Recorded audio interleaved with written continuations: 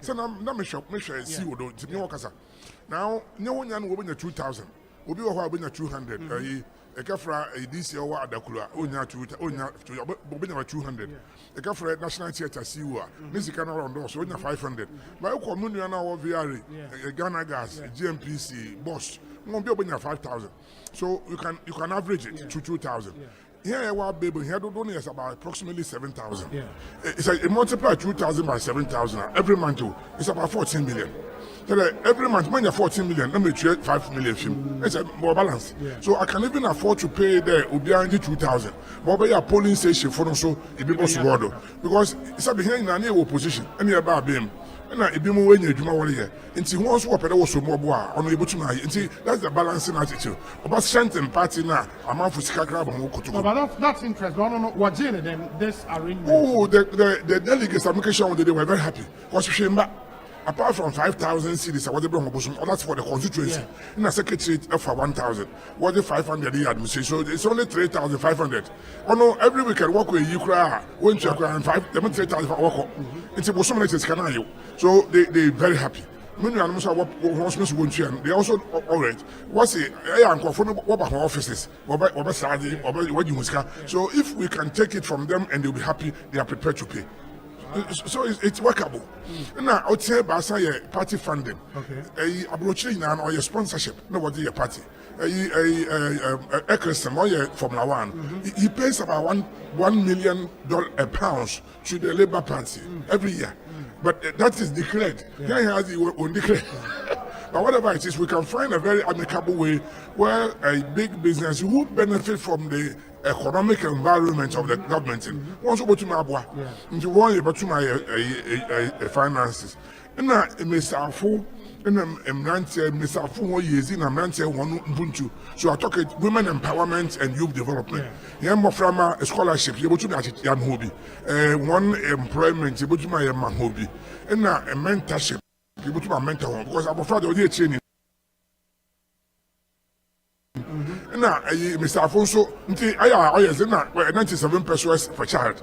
My didn't come up here quick, but to at the cities. For every child, and I feel so. Otia a welfare fund, this is welfare fund. Now say, Obi no children now, it be up one. Nana who go to an hospital by now on bread. Mokro be today yeji will be fertilizer at a brufu party or couple but party no welfare fund. I think the interest alone can help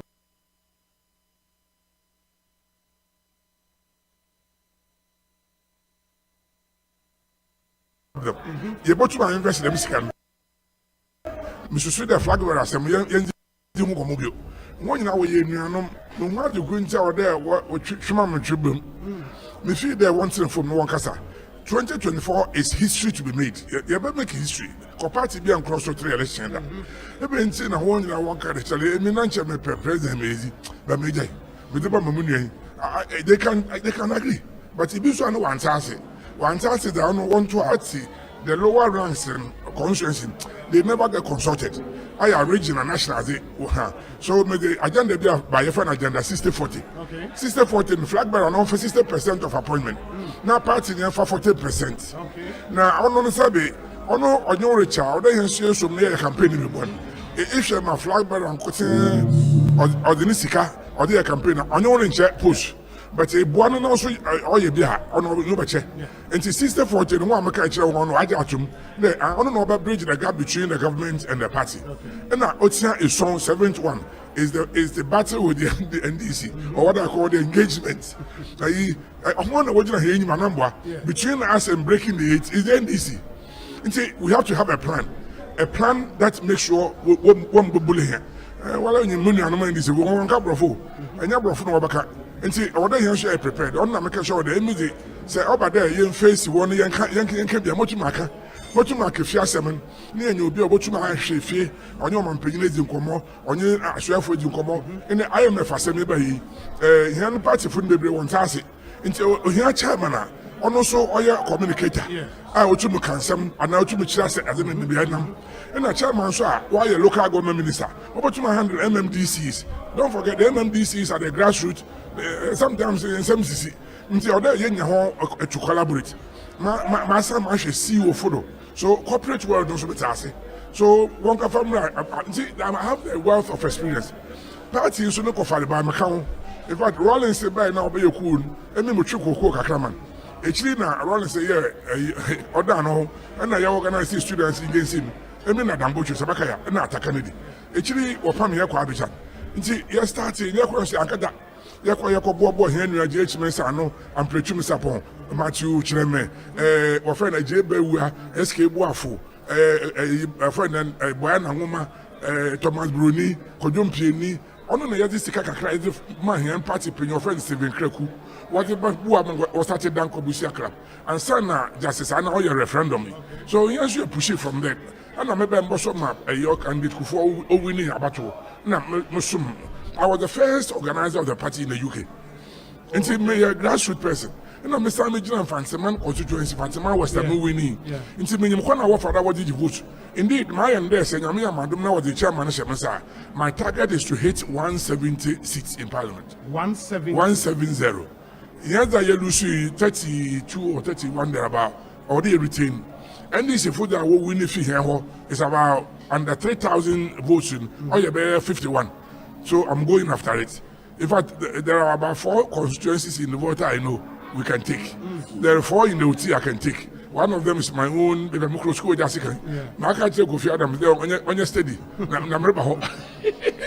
And see, I have a clear plan. They both to me as a partner, but what we need is a happy party. It's a lovely party.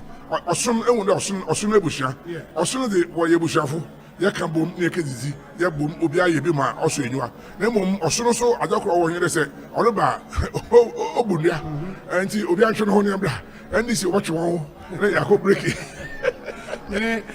Asabi and Accra Sports Stadium venue for the NPP National Delegate Conference and said the munim no ochina and abatu no ebaso Accra Sports Stadium and tiani ye ko see saying free her abremo live and already Mate Sami Crab enka ono sorry na Stephen Asamoah Boateng atamini din komo about the plan amaye was 7-point agenda for the NPP. It only go through all that agenda up until now. It must say about because you see I know in your time is of the essence. Ochina and elections no ebaso. But many Ora Samoa Boateng area, the chairman of the elections committee for this particular conference, Ochina Abekansa Ewaha, or a former national chairman, Edema NPP, and in a former position, and Stephen Asamoah Boateng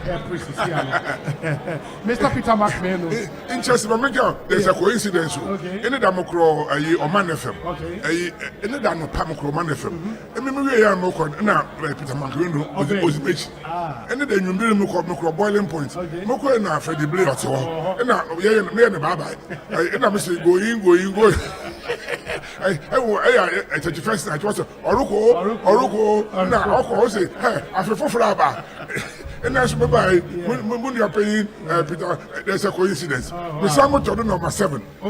Missing Stephen is 7 characters. Boating is 7 characters, Samuel is 7 characters. You know what woman on the 18th of 8, 1958. Is the 18 the car? Is the 18 the car 80 home? Let's take 1, 9, 5, 8. Now you're 49. 49 divided by 7, or 7. And I'm method number 7. And you have to obey on the 7th month of the year. And you're starting on the 16th. 1 plus 6. Oh yes, 7. And 7 is perfect. No. At the Leicester. So maybe I can party. My mama is hot. Stephen Asamoah Boateng. Me dey my money up you have me. Me be you want to put okasa. Me ka ekuru na MPP for me pamucho. Ye mbom ye kohwe. Ye ba conference. Aya hwade. Baby a constituency in some one. The one there chairman to baby. Na MP to baby. Na DC to baby. The one there baby na say what man. DC and MP minister. Then with the Korea. So it's also observation. That helps us to bind us together. Na yellow ban pocho obiala on kana komanchi you mama ya na obiala so do the anichi. But it be because obi do the man Obiara for now, but over time, Kaka, China, and Ura Peter McMahon about the cancer. On the chairman of the elections committee, Roma Menu Akaba Bokodia. Nyamiadum Bibia Boko. Thank you. As far as Moya committee here concerned, Bibia is set for tonight. Bibia Sia any aspirants, any homo representative. A last meeting. So homo concern homo catching. It is so far no, so good. Concerns are homo raising no. You are resolving amicably.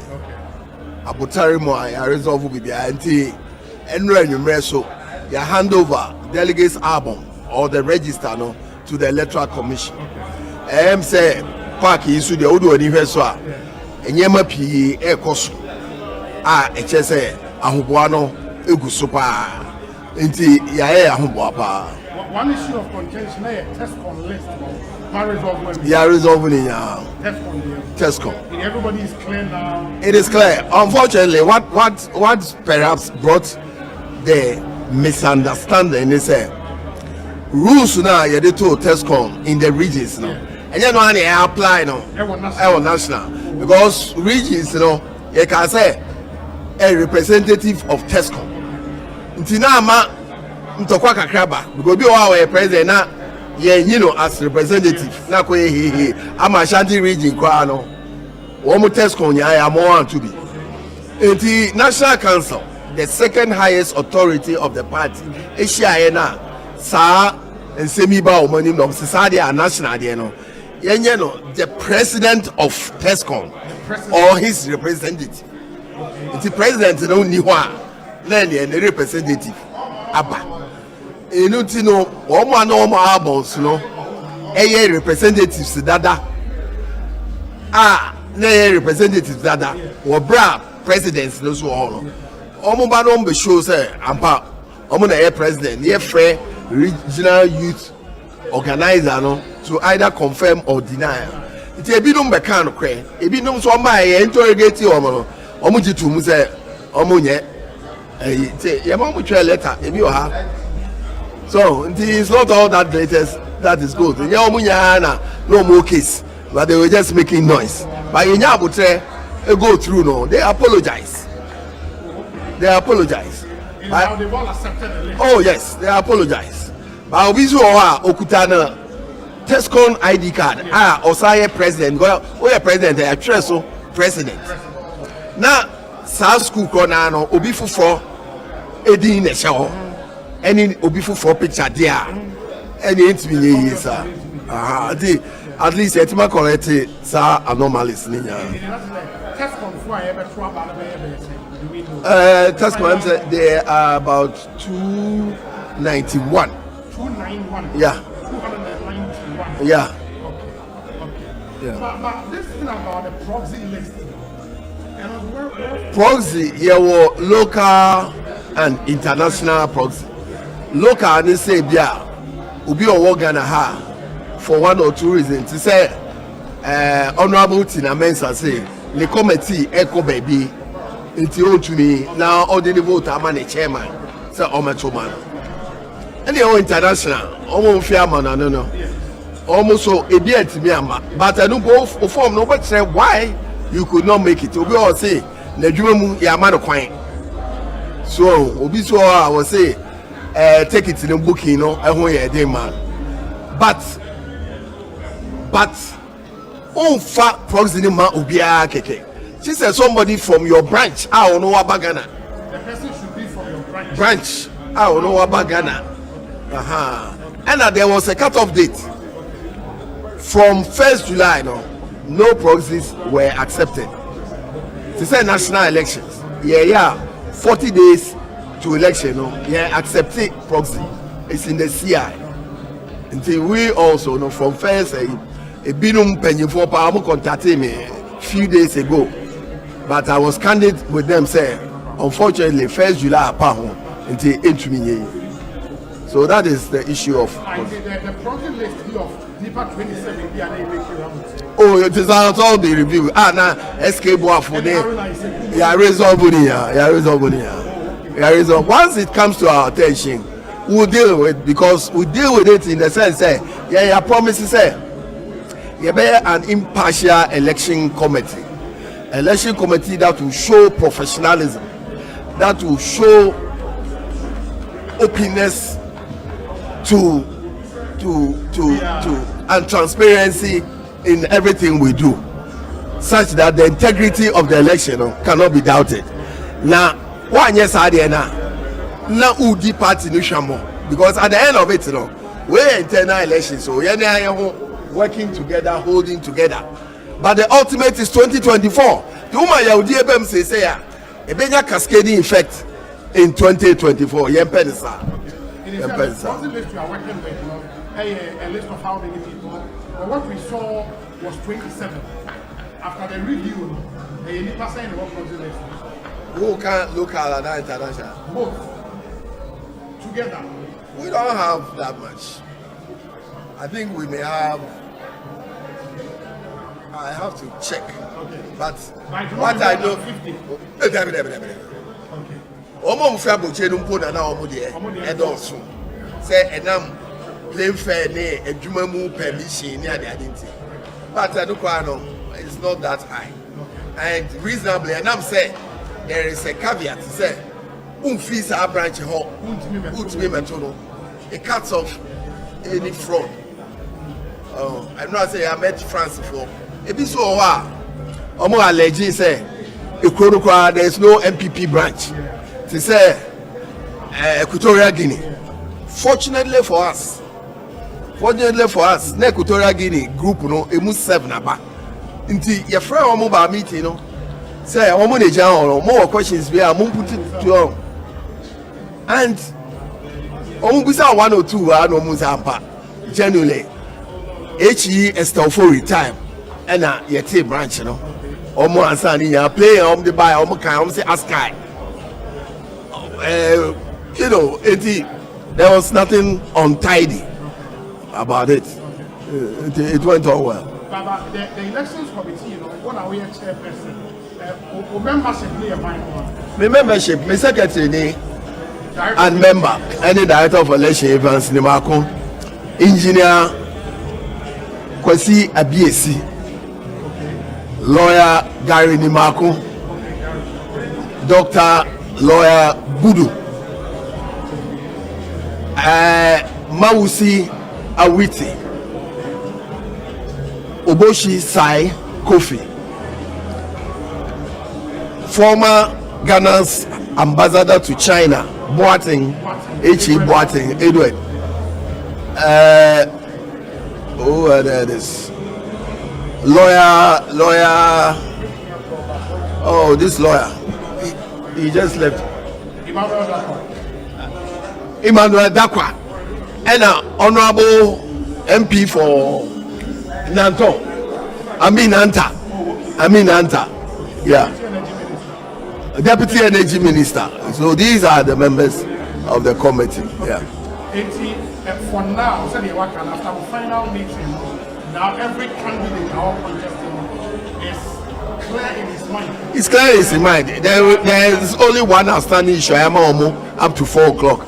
A greater Accra test call. No one see pictures in this. Okay. So it's very easy. I mean, this modern technology, Once we drop it on WhatsApp, now more I download otherwise nipa no ba over the Tescon and school ID and backup a dinner and all. Then we let it go. Yeah. There is no way you see what when you would have a moment you say oh, David.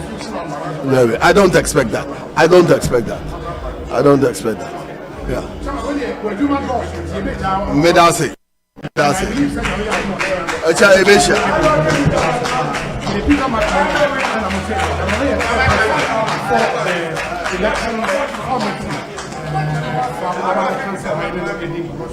At least some of the issues with me are responsible. But almost even as a one party and so on. As I mean, final meeting, one committee and not but the meeting now you back said you had it on when you went but my bad yes contestants will be raising some issues the greater crowd just called a list the Ashanti regional, Ashanti Tesco list, and then the voter. Actually, was over resolved. I think on Peter McLean on the church house. Now, them can a diaspora boost in the process. End of the day, Minyan say that it be our group also of free Austria or about travel. But them are with us. Why what you to proxy one hour branch while I work your ticket one bar. And so one Asempa or your executive or a branch one bar. Then you verify that for your executive or to Abeni. Or to proxy will be a one bar. Now it's a crime had the instrument to Mobia or Offihan, but you must be executive of the branch. And Tawa to the win, but you might try my proxy. That's what I'm clear. And I'm clear with that. You are very I'm clear with that one. And all the other lists also. The main delegates. The main delegate will be problem. Because I will mark around. Tibuku, I'm also checking one money. And the Yakonation, especially when they were smaller numbers, like 2 constituencies or 1 constituency. We have a list, we check. Chairman, Udi and back. So, I collaborate and register. It is when the people able so far let me move you. It's the main register. I'm okay with it. It's as we speak, 3:32 p.m. It's here. It doesn't look like we say end the open that. And I'm going to cup of coffee be mono. And I'm going to say, and I'm going to find oh yes, I know walk on and I wake up one of my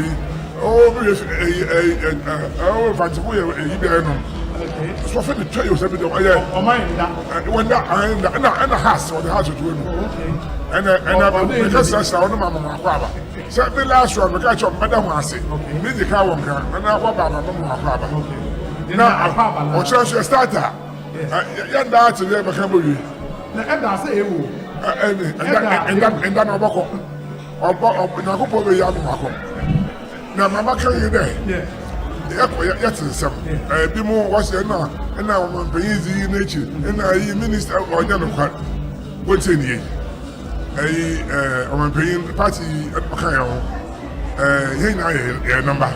On the Hano. On no one will be able to be a capture me. Now, young Cambo, now you are, yes, your party, or you share a stronger party. Obaya, on an ambuno. Yan party for your chubby assembly because say honor your needs na yan kan man na ka man nti you need a stronger party man be shame na enkoba na simple on time be lechi every for instance the boss be mu di no she asabi they were focus on your job. There are equal numbers also on your side with my colleagues. So that is what it is. Now, if you were saying, listen on your papa, would be around this Peter McLean and Evans Mako. So, what problem we are available, but there are people who you can reach. Every day, you can make a McLean or money information. If I offer, Evans, my friend, my papa over my friend back. And that is the kind of within a relationship. And me feel that I come. No one, you want to pray. One now, you know, so I mean, I'm not a sacra. I mean, one now, I said, I wouldn't have you know. Are you going to the wishing? But now you're your papa. If I see that and brother come, now you go to your the first that was done in Canada, Ottawa. A pastor, I'm your convene. I want to mean, there's a him. You were friend in team. Or you bring up papa. One of you, about your treasure. Or copy or better car. Now me sing a boss, no more. Now me fresh you from me this Kennedy. They're my party. So all of them are Daviama. I am crying. No chema, Davi Ochubufu.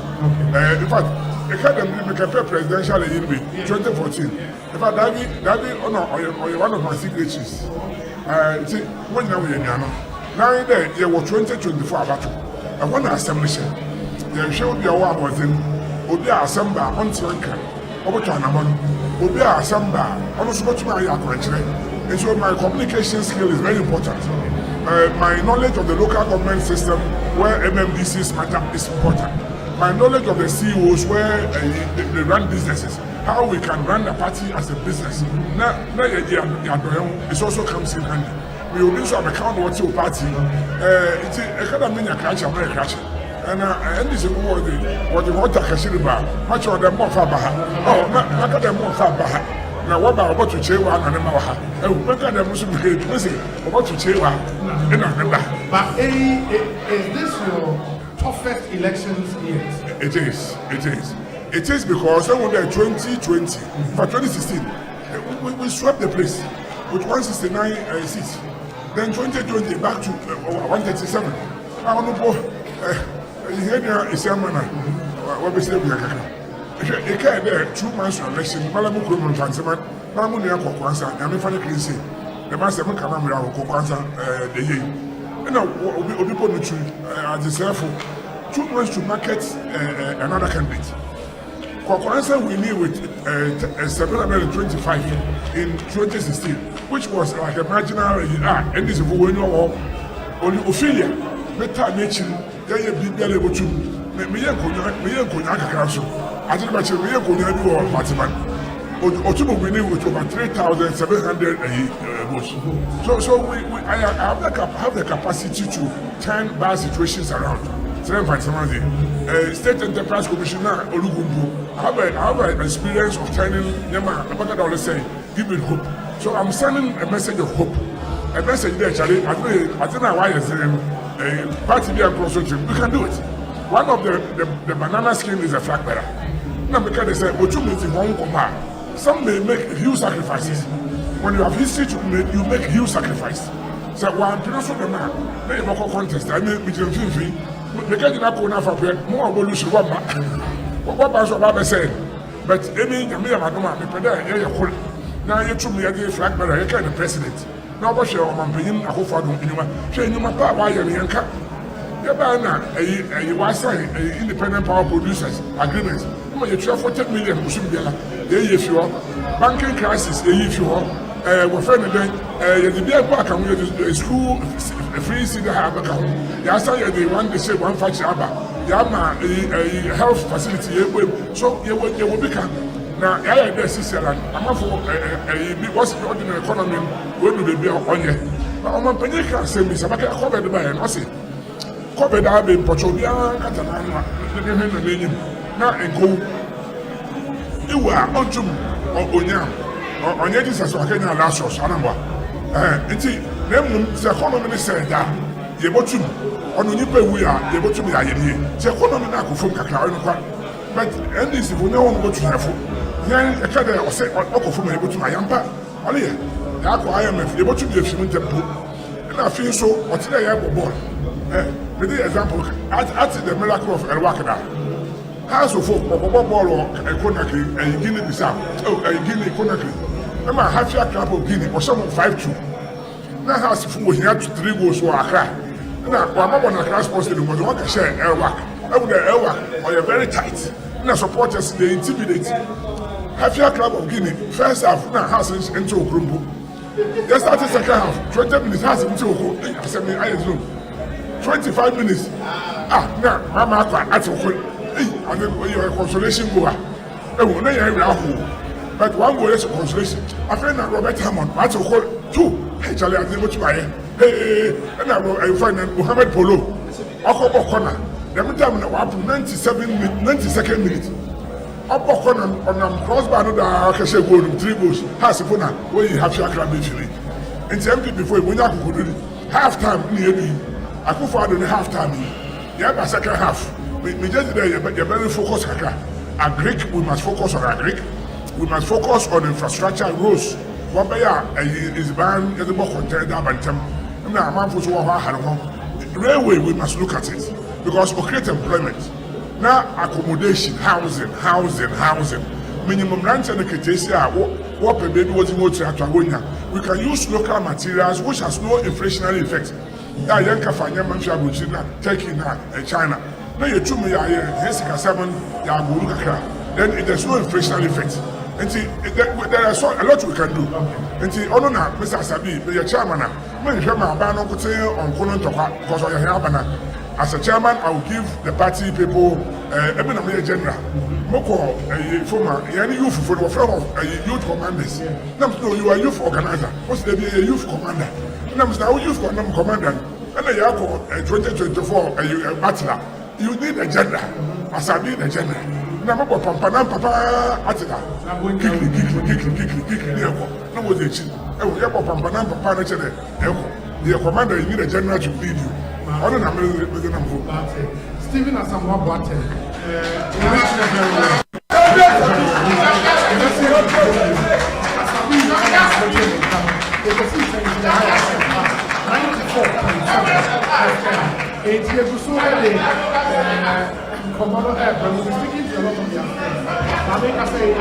Director elections,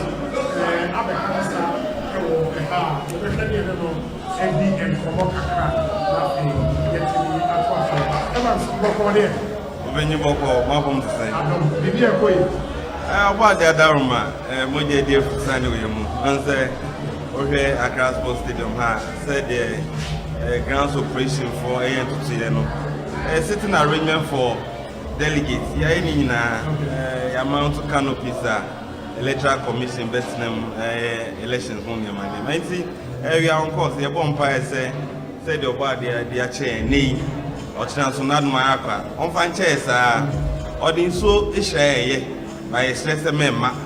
Now, you to me, a conference, a dance.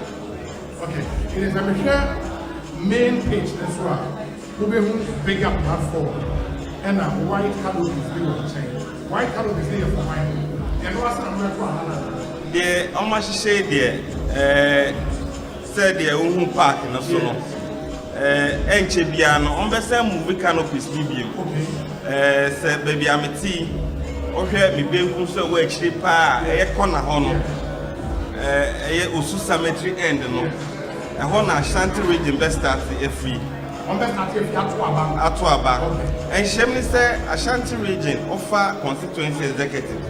Now far regional executives are almost 816. And until Yachemu Mumiensa into your center A, center B, center C.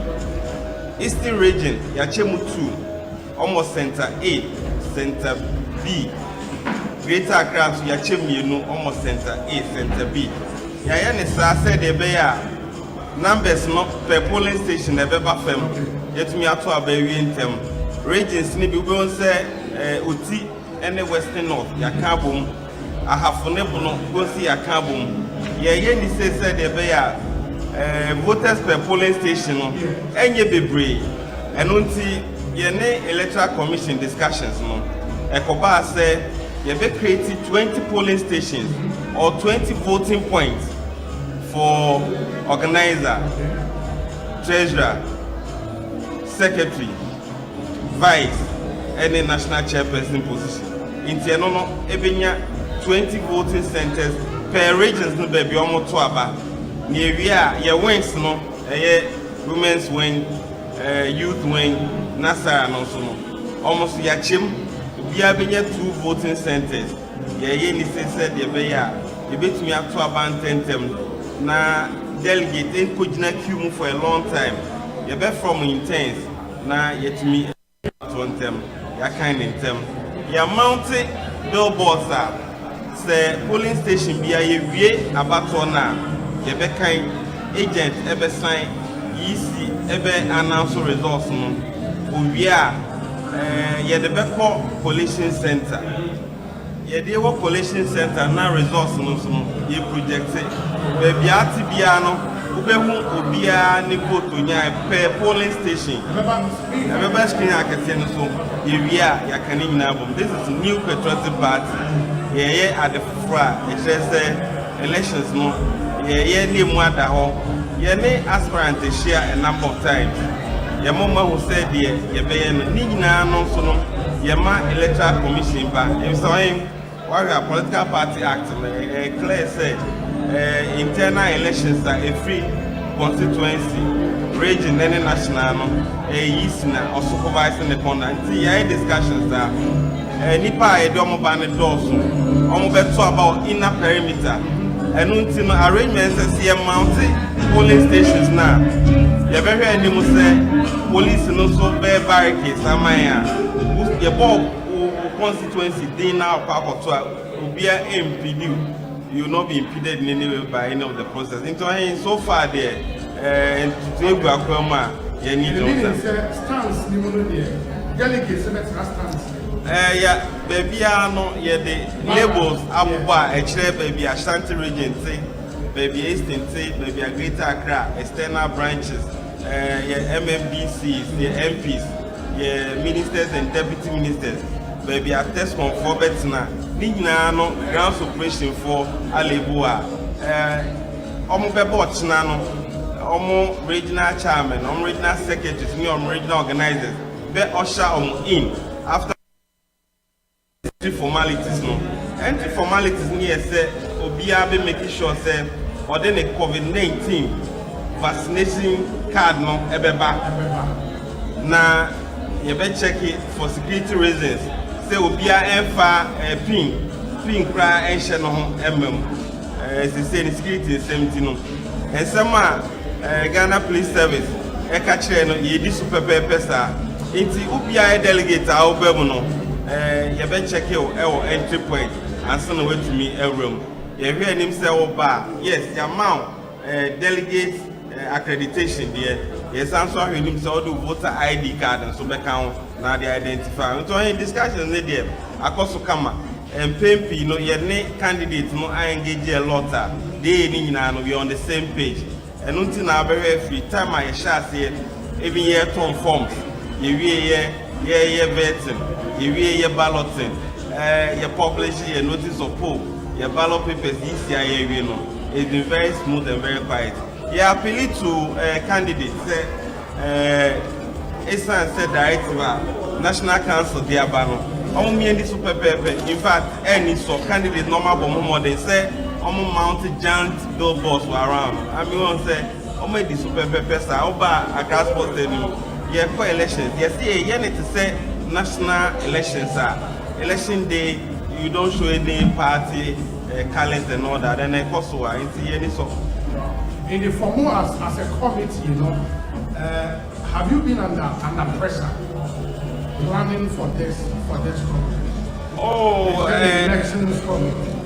Pressure, they make us a pressure, but an event, and the event they organize, it be a transport, it be a accommodation. The Bankwa committee oversee the whole planning and its implementation. Magmenu committee every elections Kofi Mafu committee every transportation. Go home committee every accommodation. Captain Budukumse, regional minister, and so here security. So that's when Ghana police and so collaborate. There be a issue na debrief your home, so we're on the same page, making sure that we a conference the National Council members all regional executive committee members, 16 regions executive Nina offer constituency 275, almost executive Nina by 70, the external branches 27, the 12 delegates neighbor, the sitting members of parliament 137, the MMDCs 261, offer a patrons the NIPA 12, the council of elders the NIPA 12. Accredited TESCON institutions, the Sanso TESCON Nasara almost 281. Nipa Bisham no Edorson. And conference, we a conference it is said yet new patriotic party. Yes, in Penny 4, Emra made them instant signing Fakrata and for my electoral commission. And it's the foundation of the new patriotic party. And Ubia Obasta conference we know. And so who say then I make my new patriotic party. Said ye be a conference we ye Penny 4 video and Yakako winning elections 2024. Into a share in Kita Hudi, ye candidate, ye constituency executive, external branches, regional executive, ya collaborative, Abidu and Neno, ye bonfire say, what the other, they be a say, the battle is the loss. If you do a chance, more chance, acting any much less, so that the new patriotic party will continue to win and win and win. As director of elections, delegates are 80, no respect them. Delegates are Omombano, a committee be pre Juma Anna, Yedi Omoba be doing crime. And she when they say Omo transportation, party no afa ho kanyina obade e de omo ba bibri baby om de omuti beto party no afa ho kanyina omba bibri baby a omo bedware baby a kakra om de bekama no anadwi ochina omo breakfast omo lunch any omo dinner ni nyina no party no afa ho ka elections are involving even more media for I am we aduane am bedi nyina no party na afa ho ka the minister share dey akwa enim as director of research and elections there we can bigger committee here implementing this conference and we are hoping say a unique conference delegate omo ba no nyame from middle asunje men hihye mu say oba o dey wo accreditation de be man o de be ba o de voter ID be kan ho o Ghana card be kan ho na afi o COVID-19 vaccination card no so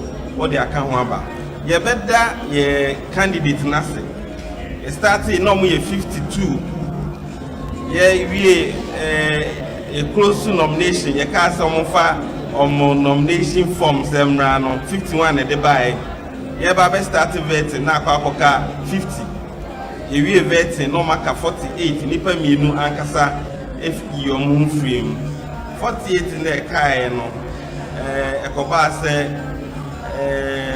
nipa ni bi eyom ho frame ona bo e go to a trouble party say on pese obeto aso ora chat this also you know frame say on pese obeto aso in the contest as general secretary sansna ora Haron na Ismail no also called national Nasara coordinator on also you know so far there me give say aspirant Lancaster the director elections of the NPP and when you are those in the if I saw the Yamama said so our list of delegates who are in Nigeria you say constituency executives are here by EC regional executives EC who was our oh some numbers no member can say and then the minimum that you are high there now fast and also be breaking the sex and then party in Shishibo no ye ni enuan Muslimi for obon komo o shenyampa oba de ada ma ye conference and the question that so no ye be kwa sorry akwakoda nyame asinti ye nyina no ye de nyame mpa bo etechire ye su friend say new patriotic party ye say the battle is the Lord maybe oba de ada ma ye ba abemu in 2000 you who said the rat ye before the Ghana corner him if abemu kakra by Asempa 2016 na mpenyifo bi sa akadompe if bomode ye adwuma efri IMF mu atorenchema ato amansan nyina bi aka Ghana obade arehye say ye conference ye mpenyifo Ghana for benya arehye mu ye mu pa biem say omdi tumi be man new patriotic party 2024 presidential elections you be winning you be majority of parliamentary seats in parliament near Ghana Magana Tumpo Evans Evans Macron and I'm the director of elections of the new patriotic party was saying Asempa 94.75 from the Accra Sports Stadium and the place is bustling with activity all over. The ground operations team stadium for the main event. Aspirants are passing through. Still as a passing through. Make us say one of the front runners for the chairmanship election is the spokesperson official about the council. Philip, Adumo. I didn't use this mic. Bibi Ekoyi. Nyamene hine bibi Ekoyi. Osuro Becca said Nyamene Adumo china. Me bad and I was having a nostalgia. I recall 4 years ago. And if I was coming from the campaign office, Obi Nyame nuwo wama numu yefa no won to ne so because me twamani bu kompo ko twemeti mfie nan na ye campaign office near Wallaboni and then a day before the elections or even on the day before na ohwe tutu ya oba office wa hu obi a ho bia ni ho Now and there's so far your campaign officer and you put dome a buhono. And I make sure me chia. I could feel it. There's a wind that is blowing. That is saying it's team Bema national champion. I have the feeling. I don't know. Time that's I mean, I think this time they are so powerful. I like the feeling. I like what I'm seeing. Odwa amanfo ahyase ede enyama no ebu a omodeman. He's now seen as the new face, the new kid on the block. And I think that the MPP will have a paradigm shift and it will involve AS Stephen team. I am excited as a member of the New Patriotic Party. I'm excited as an individual who really likes Stephen team because he's a good man. And I'm excited as the brands and communications director for his campaign this time said yetimi ashishe nyoma nyame ya adumu na se bibia ekubia Stephen team will become the national chairman of the New Patriotic Party. Did you list some of the constituencies of Koi? What in your Koi? Sure, yes. A formula to say. In fact, proud to Ankasa tour na ye regional delegate conferences no. We went to every one of them. Yesterday, Mekai, I was Savannah, I was Daboya, and I was with him all throughout. If you want to call Boga, the Bawa, Ebana, the Rubu, Niadia. In fact, girls, Okobebia, now Komoya Kosun said no. They believe strongly, say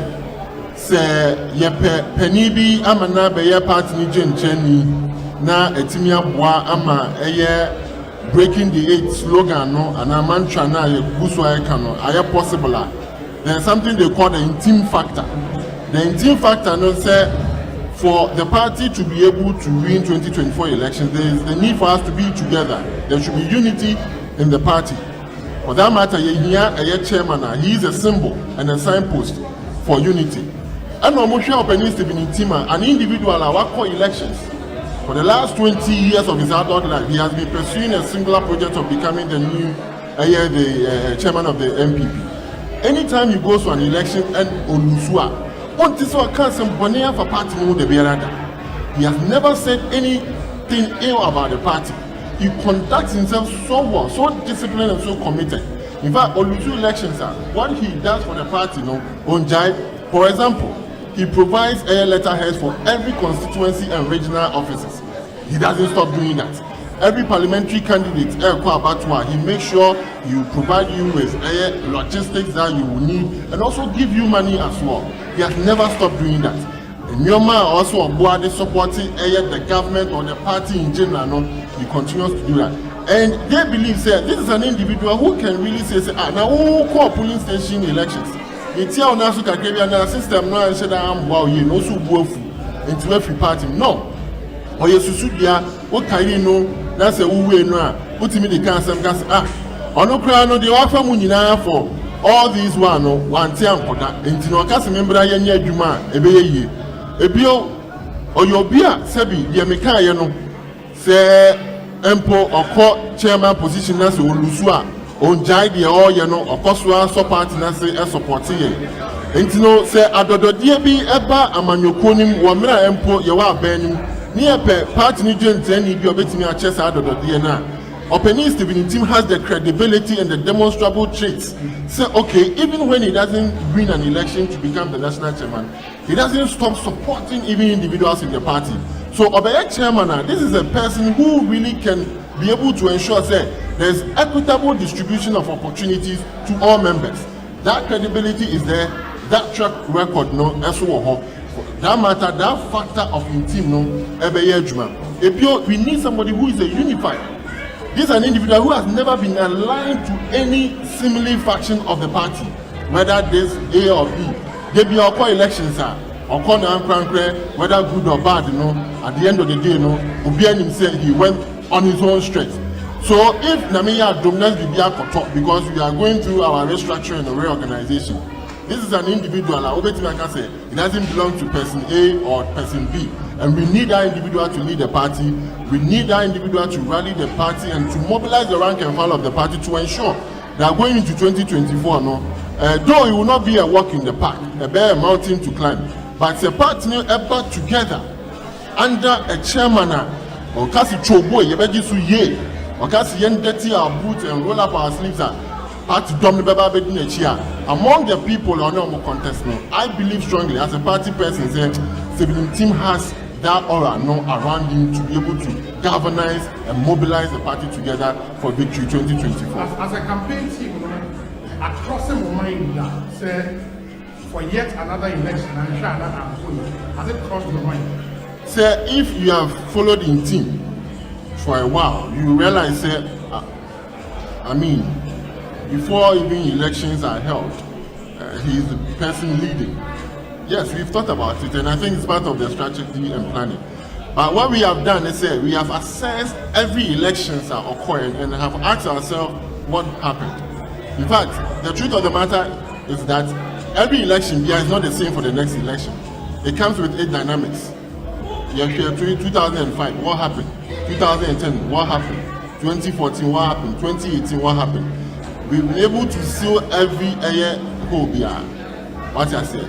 Tokrobia, Krabia, Wogobiano, we've been able to deal with them. But one thing that remains constant is that the party needs an individual. Currently and recently, where we are now as a party, and we have never been confronted with a situation such as 2022 looking into 2024. The circumstances are unique, they are different, and it will require a leader or what characteristics of Stephen team. There's no in this present day and age, because he represents the old school and the new school. He's a typical representation of the tradition and principles of the new patriotic party. He believes in rewarding loyalty to party people. He believes in making sure also be a judgment. He believes that as a chairman of the party, you have to go to the grounds and work. This will be a chairman of Ontina office. This will be a chairman who will go to the ground and work with the people. He has assured the good people of MPP said, the national chairman within 100 days, he will resolve all constituency issues. It's a promise because I've sat in an office, we sat with people and our areas are conflict. So that assurance is there. This is an individual will making sure that logistics are also proud to elections. Because so for me this time, yes, have you assessed whether there's a possibility of if you are own winning? We have. But what we see now is say or you will be MPP here. In fact, I say this humbly and with a lot of respect, say the MPP needs his Stephen team now more than he even needs the MPP. I'm telling you, because what he carries, the village of experience, what he has gone through as a person, a candidate, and as a party person, and party phone in and say, Papa, said the wedding I'm making sure say MPP MPP who buy no. In fact, sometimes when you meet even people outside the political ecosystem and they look at his lifestyle, the resilience, the tenacity, the endurance, except as even an example today. Hey, for 20 years, the momentum doesn't even reduce, it keeps increasing. What I say, so MPP needs to make this person a chairman, not just because but because of the experience he has and because of the fact that he's an example to other people even outside the political system.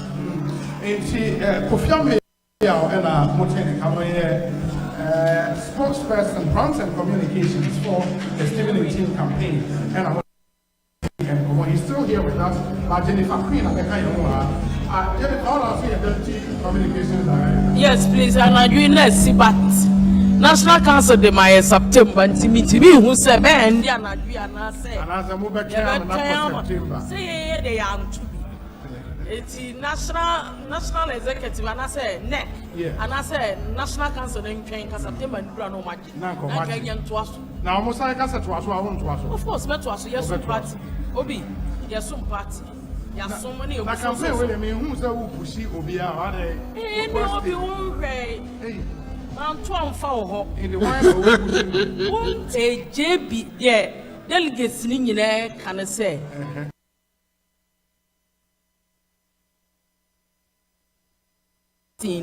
Verse 20 to 20.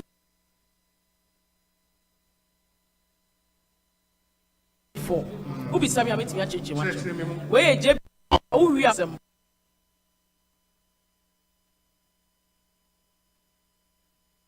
Panana, Obi Ebe, come on more highway. Now I'm a mass and Asempa Full Patriotic Party. Said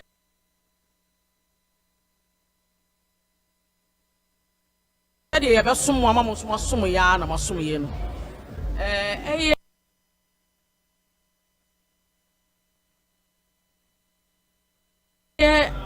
You see a few February, I can do for on the party from polling station at national level and any about region, which I play integral role both region and then national elections in my region, Ashanti region. I was in charge of Kumawu until I did Kumawu elections. Yes, with my team. Until no, met me aka say ya yebi. Ya hwebe bia. Ya di agro na bedru sese na nyame wa yebi. Ya started with polling station no obi a ho sentence. Ansa na mo afiri bia aba. But the papa aku photo ko gu bia na asema ba. General Secretary Tenasi and the National Council share no say no. Ya fanko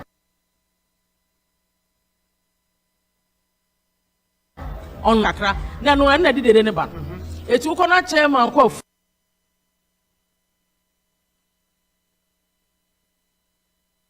omaya online for obi onima de anase wa obeti baby ba kumienu bi but it was resolved etu hwese yakon abeduru say ya afi na delegates no so be kire leaders omundi party na chi na obi. That is where JB chapter 20 verse chapter 16 verse 20 to 24 na eba mu no e dey ntina me kasa me kire makwa kosi say year 2000 era Mampenida da Rollins e free mo no sorry wo wie ye na radio fan currency ye na NDC per se omo cross big gata na ye di cross ba 80 no omo ntimi so Mampeniko for ebe fine o take over from 2000 2004 2008 and a fofia anto atana e free yensa 2000 and you have prior to 2012 elections. You changes my in new executives. Okay, I see a Kojina court 2012. You and I were not the pink sheet in here who be a no and a lawyer this mudi wakonia. By the Korea say, you have a new executives 2014 Tamale Nameho. Any year John Bodu party delegates they decided you. From the year John Bodu, because I may kind of do my wire, I bet it will take time. No more in 2014. So I'm a national organizer of the party. Obey na yenya by election cause wa Memphis East. I was there myself. We spent 21 days. Yeah, we hold a national council. Tio. By election, I'm Memphis West. I'm Memphis West. Yes, I'm Memphis West Asempa. Sorry. Na wo hwe say ye hia na ya Fred say omra. Oko ni enim de ye ko ka kire no. Si ye ko akotu na sense ye ko ni. Omo ko na national council say ehwe nipa na wo party ni mu ni nyina na ye hu say adwuma no betimi aye. But that time no na MPP was in the midst of crisis. Ye hu hwe nye and ye de man going to 2016 elections na nye easy. JB Wanai with the other executives no say director of operations for the national campaign. Emma yetimi 2 million. 2020 ho na asem no ba mini so be bisa asem. When bisa kura me amechiri. Year 2020 and a friend say, Yanka Biancham, we are say, Yariko, the way be free and around. We did that time. Now, you're not the idea when you pump over COVID drew, or injection now, then now. Near one, I need her government projects. May mechanicity move free day one. Yakoyako do Kulugungu do Kulugungua, and the tribes and northern region to be a Bombay, Cromano, do and Croma statue this war, and I down to a Momoran because na betting a right. Statue no cry that a Monconco spray. CPP for my catcher no, now the minute I'm catching. A two true Kulugungu on some left say next where Rabokina border, right? No run out in Togoland. A two baby I have one I could ray and you know, but a saint north, baby. Quite to a issue, no, a honor for Fiantuata, Medinia accident, Naka 2 regions, a ma, Tim near Wakakra. It's your court 2020 elections, the name of a British here. And now we be Casada and a number near the ete. Minim so baby sir. Number net say ya, Bemena, and Yaba for Nana Brewa, Pacho. Yera John Bodu kai hu say ye to abama other executives no no mo ye adwuma. Edu elections a ye che obi a duty ye dey e de man so on perform. So obi an kwa ye adwuma constituency ye che constituency ni minim say be a national organizer say for region ye be a 3 northern regions o dia deputy youth organizer kwa ha aha ye o dia Nasara also so fa ha ye kan nyina bo no so de obeye na ye wi ye general we na se ne ma bi atechema kakra. You can't fault and I say you can't blame JB alone for it. What man say na ye pese ye kirema delegates no eti ase ye to su mienu omo say o frɛ na on fa my friends obi ye ti hey sesi hey say wo ye call kopim say no nsia no fa bebo no untimi mfa call radio dey about mean 14-15 hours oni man pani di nkomo ye wie power no ye wie 2017 bi be di CEO e na omo contest nyame nchade ba kwar asifom ye de na se enye ye ne ye de na se party ni nyina se wa ya de ba kon so ko sa time no a member of parliament no na party national nsam no nhye da nye na yi papa ne no ofie te bi ono so anya opepa no so obe contest party ni nsi obi an kwan se mo contest but over contest ya na ahwe competence level baby na nipa no competence na kodu sa amuna kese na da yanim no ye boatra ne sei ono de be hunu se ye fa edges na ye betimi esi ensuo na ja obotra de ehye na chi a ye betimi aboatra kosi nti adwuma no yesua obi em say water crowd ni ade nyina so follow me kakra ma ya che ebro 10 years ememe yi kwanam di omachi am ya can attest to it and mesua beduru say it means that babenya experience we am still learning etin kaya na ka bedia na mo na chi na kwa nkaye and also does not mean say nipa na nya opepa so be contest also man contest your party constitutions in kire yesa na emo na agro na ne form ochina delegates na omukro kokomoti ne so ochina o ba be decide na emo mu ye benya new flag bearer ye ba be new chairman first vice will be contested unopposed second vice the same thing third vice the same thing national youth organizer or bar organizer it means that there will be a new national youth organizer women's organizer omoya miensa patriotic as so there is a contest.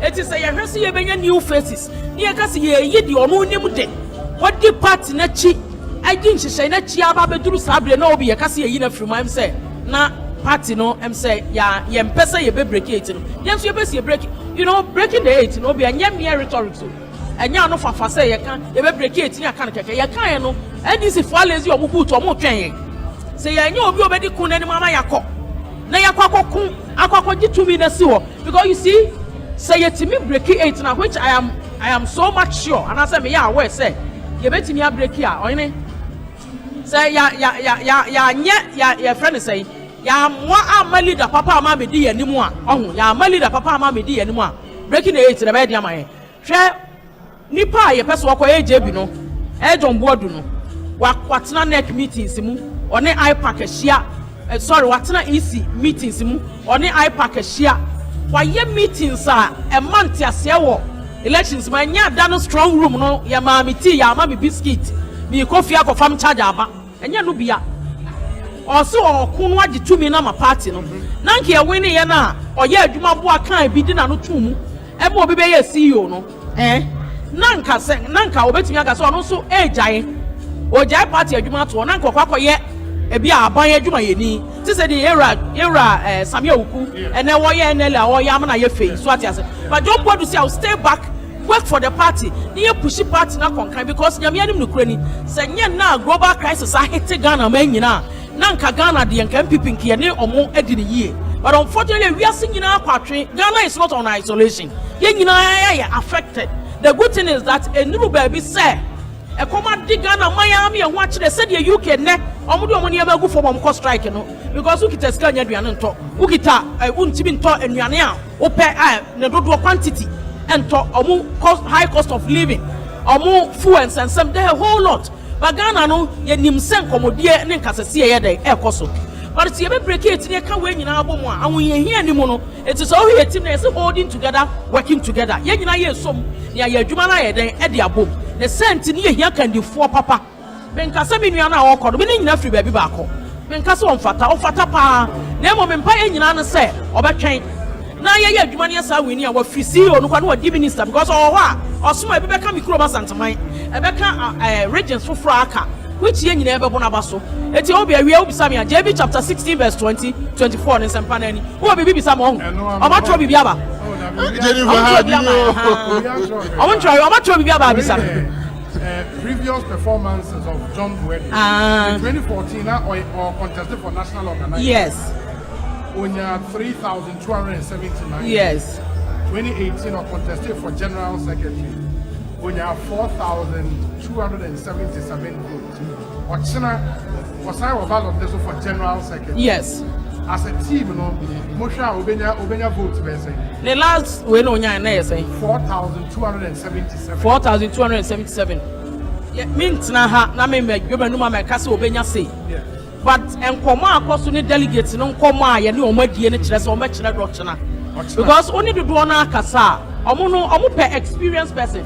That does not mean say obi a contest be a inexperienced. Me kasa have not been fair to them. Enye fesa me kasa. Na emomo ne ye kasa ye po obi o ye experience. Per delegates no nkomo mi di bi gina me fun kura ye dum. Obi afra na efre me. Omo kire se kina na omo be kire party ne do. Omo be kire ira John Bodu do se. Wasum me call Ashanti region me call yeah. Wrap up man. Me ye Tuesday me ye radio stations 10 boom at a go. And I'm yes 7 stations Wednesday na some bank crime. Na utie nkomo no a e ba na. Because station ba ko guy bi obeton obedi nkomo kra o simpa chom asem kade asem a o se John Bodu party ne de ne kante o so etua ne ka. Wonu ate kro. O se party ne de ne ka se wasom. So this is the time e wo se ye bibia de edition and monyam. Onye de brefo senko betimi aga se unim ne economic and finance analysis na ya woye no. So it's no break economy down. No more your financial sector. The ebetimi aye amana boost ya kwa yembeso. Wo be bisa sade no nkodi finance minister. But Osei obesum party. Eti yenuanom no mo ntwen. Nyame ya adoma me krom ni no. San fie bi ebebo pepa no so obesa akobie mu a. Ya na so ne nsase de me yama no. But just say biggest threat. Nobody is a threat in a contest. Kwa elections are. Nobody is a threat, but you don't compromise with your friend. Say, be on the ground. Oh, compromise. But your confidence level, no, every baby say, delegates no so that's what we are looking at. They say, Yamia had moment about the grass room, a binson am council ye day ever. Yes, almost all China, almost say, and when you're ready, I don't know the Dumia. Yaminti, we must say, Yamaye. Na and Munyam Sanemra, the America, Eddie Trap to one say. Say you are John Bodu win here, I also cocoa na winning. Obian lose ye, who lose my party, no, who win your party. You better repeat everybody online because Okuna Yakono and Yakon and then you fed the abrosa, your papa diagrona, you see a break it, then this is for no my bomb more trying. Ah, yen we are no NDC for cry day. Say, when you do away with John Bodu as a maton, once a year, see you don't get ya, you know mosquito. Or say on general secretary or nya politics or say on general secretary and this is for the almost say go muti treasure. You know why? Or more with the competence level baby obet me aye adwuma no e dia kwako duru obi enti Mr. Delegates no nyame enka omu nyina ho said you wabo omu ho ban edition anim du omu aba beduru no na kire nyambo ensem pa ye ne omu kan ye nyame ncha dia mo obi adabrema ye kama obi adidiem ochina obi nobody will have any cause to complain. The BI is set. I am a member of the media and communication committee. So all her grounds ye go social media for ya yamunti ochenya mbo akwa mesa no mo ababeto aso na medi nyame eja delegates no erade enka omo ho na said the omonya do amaje bi no enkoso na ye nsom party no emfa nkwa we ye bi obi medase wadwen ho da say JB betima lusu ocha me kase obetimi lusu dia de encrosse wadwen de bi encrosse madwen da because all her figures abobo ye na minim de betimi asi elections tafra hwe ase amutu obedane na mboa ba we ne de enye sa Jennifer Queen me na lusu medase obi but Egosi saying so the higher Asempa 94.7 FM. It is live from the Accra Sports Stadium. And Yedi Egosi saying if he at the air Bremo in the Moonshan and so MIA. Now, my men caught Nayan Trust who him say one hour contesting for national chairmanship position no at Dorfo. Already, a mube mienu edikai ababa became na bakwa ono so abeka yensa wa ha the honorable Apesi Osei AJ former deputy foreign affairs minister of the republic wabekansa ewa ha enti and Osei Foreign Affairs and also Minister under the John Ajekum Kufuor administration. But I can say I pray for national chairmanship position. No, honorable Akwaba Bibi Aboko there. Yeah, Danyame say. Who watch a kakra? Did you say Ahwane ho? Oh, I'm at Roma. Ahwane ho pa. Danyame say. From where you sit, no, as far as your campaign is concerned, BBI is set. Fortunate. Oh, BBI is set. Sir. Everything is set. What's me around? But me around, wow. Inti delegates not saying or more kind of feedback not saying.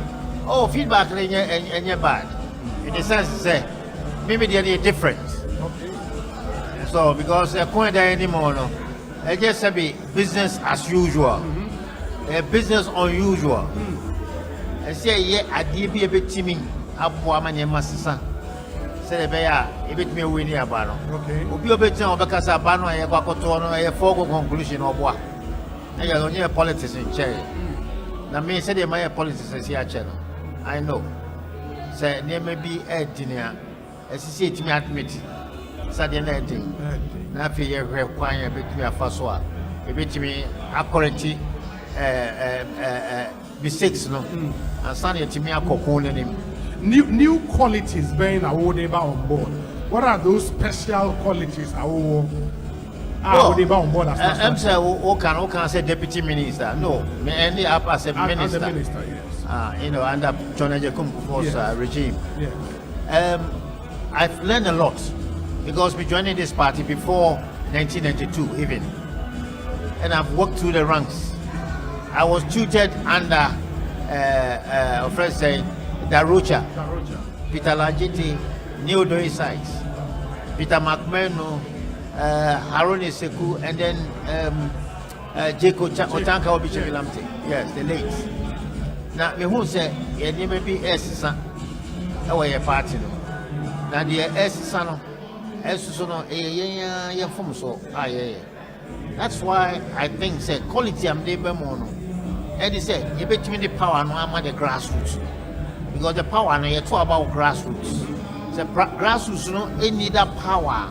Or bet me a juma, how many resources, or bet me a juma, how many facility, how many knowledge about the party, no. It cannot work. So the last election, it showed us. So you know, it's just something did grow. So yeah, Sabi, why ya na Sabia, thing. I'll bet me a DC office or no. Here a special touch, and he said, you may improve the life or the lives of the people under there, which is called the police station executives. And then the constituency executives. That is where we are lacking. And only a message I will cry around. A message I will cry around. No. Government and also detached from the party. That's also very important. Just here bring the party on a whole government. So the party has the right responsibility to ensure that government, you know, is doing what the party wants. With this message, you know, party for not here too. Oh yes, of course. Yes, they know. They know some being facts. They know some cannot correct, and it's true. Because if you go, I would never ever accept to say government in the four major policy issues. And so important: free education, planting for food and jobs, and then one village, one dam, and of course the biggest one, which is one district, one factory. They are major policies. Education, you can never ever grow a country, develop a country without education. You can never develop a country without, industries, jobs, job creation. Party, government, they create jobs. But you facilitate individuals, they create jobs so that you create wealth. So that's how you create wealth. And let the people also feel say I'm so calm and a wealth now you create, then they all participate. That is the right thing to do. Wow. And see, going forward, no delegates, and I'm trying so, but if you crab be doing kind of that. Now, me have more when the ballot is open, with expectation any day. Oh, the people know, and they are going to decide, and they are not going to decide on who their wapa ache, the nimino ache, but they are going to decide on the person. Play role, It shouldn't, because the situations are maybe a elections, that time, they're the same situation. The previous election, now a consolidation, so Nana Akufo-Addo consolidating the base by going to the next 4 years.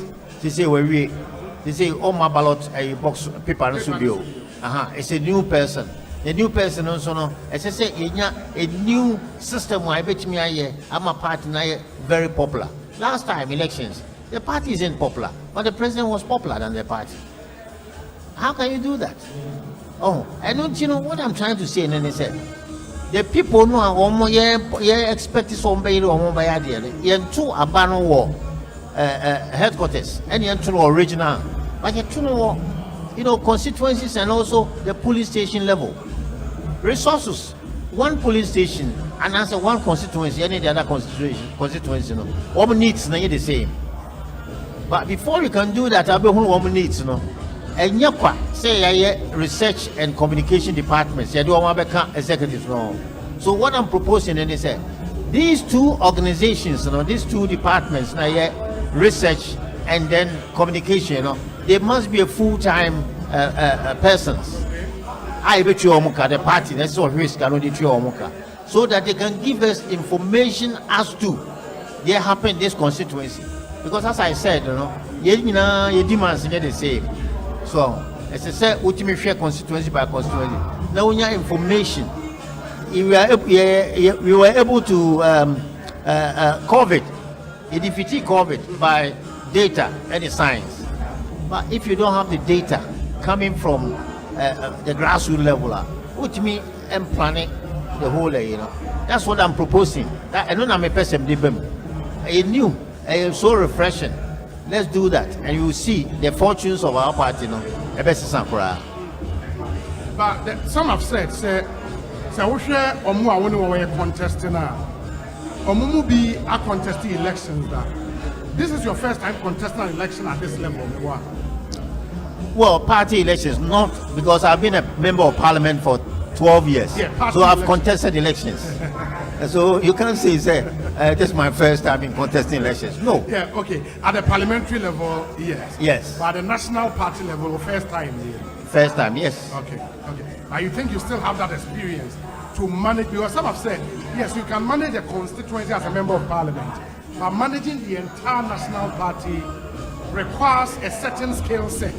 Who was that skill set? I've been a minister before. I've been a foreign minister before. And a foreign minister, I'm representing Ghana, on foreign matters. Did I fail? Was I incompetent? No. So why you say I cannot manage a party? I've been an MP for 12 years. I've been in parliament for 12 years. I've been a member of committees of parliament, appointment committee, finance committee, communication committee, and you are saying that without, I cannot run a party? That's not right. Why is your biggest threat in the chairmanship race? Nobody. No. The biggest, the people who are coming to vote. But at least, Omama assurance, they said they are voting for you. Oh yes, I talked to them. They know, said, they cannot correct. I'm not in anybody's pocket. You see, I did about point to see when they say, this party, Obia, Obetimia, and correct. Obia, Obetimia, unify the party and then the government. Obia, Obetimi, the president, I discuss matters of interest to the party. So, because party, a government, we want somebody like that. We want somebody or foreign contacts, negotiation skills. So it will be understand international affairs. Because you see, Ghana is on an island. They say you want to talk about in our sub-region. You should understand so that you can advise the president, and then the president can also take a affected party. Security is one of them. So these are the issues. A leader, party, constitutionally, you, the national chairman, you are the leader. Leader of the party. Yes, president comes in, and then you got to talk to the president. But if you don't have that, to talk to the president, president may be doing something which may not be, and I will call cabinet once a week. It's not enough. You must have time, sit down with the president and discuss party matters. So, the people also be a home emphasis because you are there representing the party, and the government, so the president is representing the government. So the two of you, you should have a mutual discuss matters. It may affect the person down there. But they don't understand. You remember? A lot of people didn't understand. But then the finance minister and as the ministry should have a forum via a war party no more. Near discuss here. So now party for also their input will also be very necessary. This is how to go. Now issues, policies ever form one. You expect them to understand and then defend it. No, they can't because they are not party to that particular area. It's true. Let's wish you well. Now, Yami Aduma or Tsana, you best say the Kobo, you say there was a final campaign, and some Yami Aduma or Tsana, we wish you very, very well. What the number say on the ballot? Number 4. Oh, number 4. Yeah. Any significance to the number 4 for you? The significance is 4 terms. Oh, okay. And MPP, so we don't need to break the 8. We need to win the the next election. And then win the next election, and win the next election. Yeah. Breaking the 8, I don't like that, Oh, okay. Yeah, you are going in to win the 4 term. So every term, 4 years. 4 years. So to me, it's very significant. Wow. And the sign of cross is 4. So it's also very significant.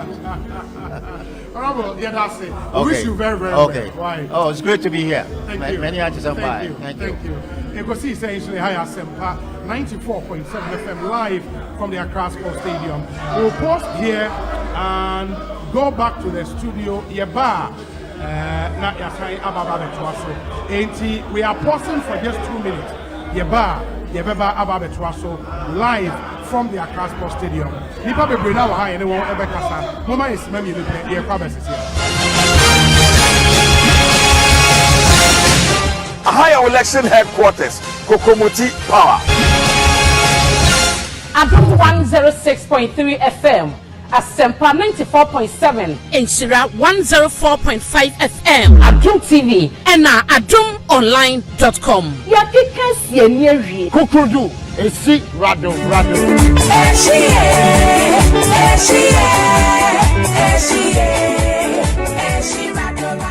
We are counting down to the National Delegates Conference of the ruling New Patriotic Party. Omwetwaba eyi empeni fra wombedia mayoko no anim moving into the 2024 general election. We had a live coverage.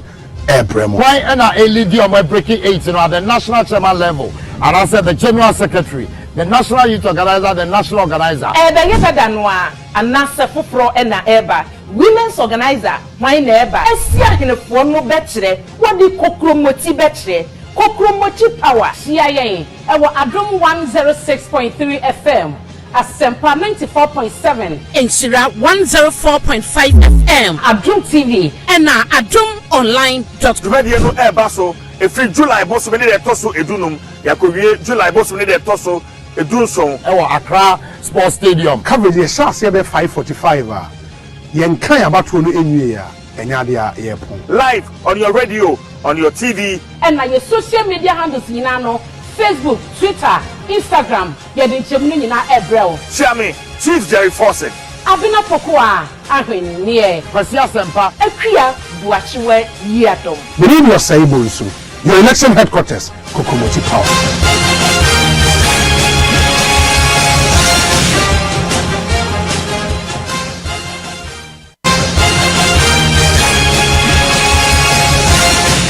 Higher election headquarters, Kokomoti Power.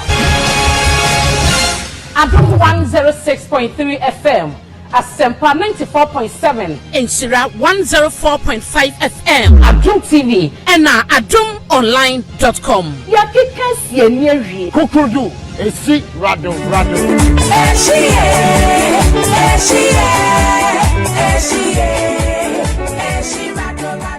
We are counting down to the National Delegates Conference of the ruling New Patriotic Party. Omwetwaba eyi empeni fra wombedi amanyokuo no anim moving into the 2024 general election. We had a live coverage. Why ena elidi on my breaking 8 at the national chairman level, and I said the general secretary, the national youth organizer, the national organizer. Danwa anasa fufro ena eba women's organizer why neba esia hinefo no betre wodi kokromoti betre kokromoti power sia yen ewo Adum 106.3 FM Asempa 94.7 Inshira 104.5 FM Adum TV ena adumonline.com. Radio no ebaso every July boss we need to so edunum yakowie July boss we need to so edunson Ewa Accra Sports Stadium. Coverage the shots here 5:45. Yen kan abato no enwie a enya dia yepon. Live on your radio, on your TV, and na your social media handles nyina no Facebook, Twitter, Instagram, ye de nchemni nyina ebrel. Chairman Chief Jerry Fawcett. Abina Pokoa ahwennie. Kwasi Asempa. Akria buachiwe yiatom. The name was Osei Bonsu. Your election headquarters, Kokomoti Power.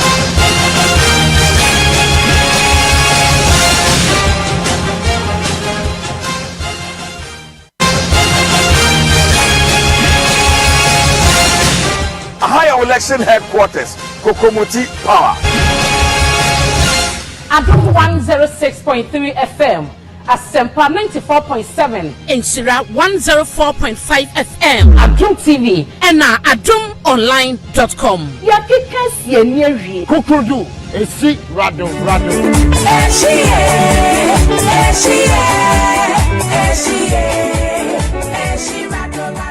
We are counting down to the National Delegates Conference of the ruling New Patriotic Party. Omwetwaba eyi empeni fra wombedi amanyokuo no anim moving into the 2024 general election. We had a live coverage.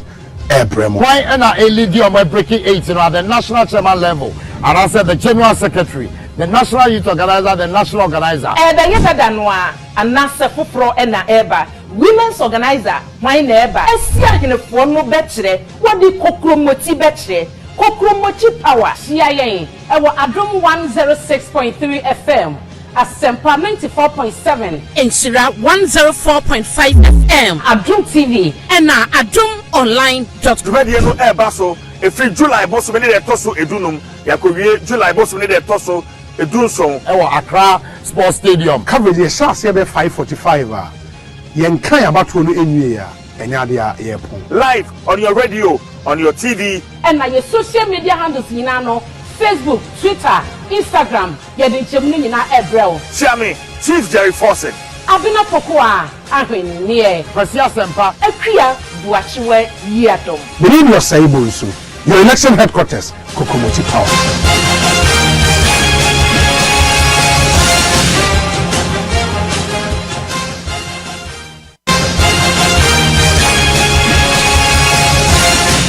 Higher election headquarters, Kokomoti Power. Adum 106.3 FM, Asempa 94.7, Inshira 104.5 FM Adum TV, ena adumonline.com. Yakikes yenyewi. Kukudu. Esi rado.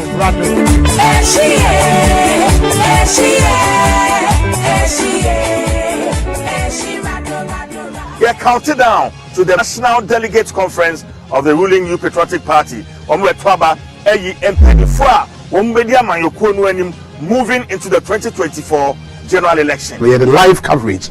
Why ena elidi on my breaking 8 at the national chairman level, and I said the general secretary, the national youth organizer, the national organizer. Danwa anasa fufro ena eba women's organizer why neba esia hinefo no betre wodi kokromoti betre kokromoti power sia yen ewo Adum 106.3 FM Asempa 94.7 Nhyira 104.5 FM Adum TV and adum.online.com. Radio no baso every July boss we need a toso edunum yakowie July boss we need a toso edunson ewo Accra Sports Stadium coverage ye chance ye be 5:45 a yen kan abato no enwie a enya de a ye pon live on your radio, on your TV and your social media handles nyina Facebook, Twitter, Instagram, yedi nchemni nyina ebrel. Chiame, Chief Jerry Fawcett.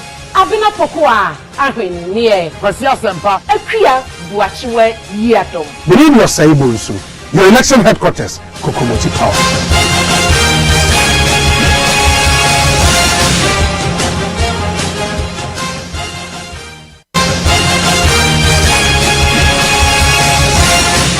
Higher election headquarters, Kokomoti Power. Adum 106.3 FM, Asempa 94.7, Nhyira 104.5 FM, Adum TV, and adum.online.com. Yakikas yenyewi. Kukudu, esi rado.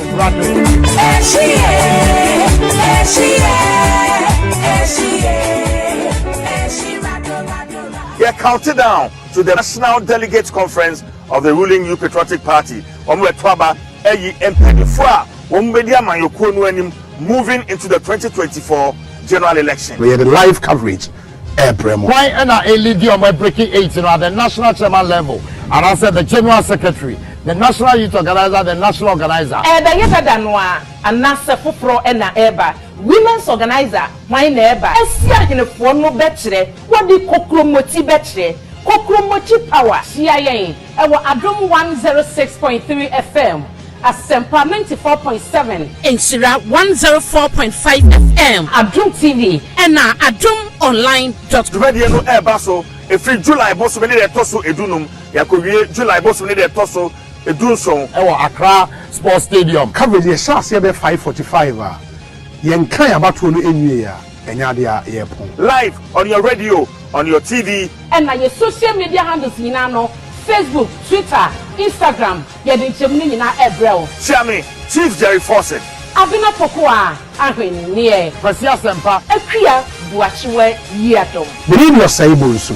Your election headquarters, Kokomoti Power.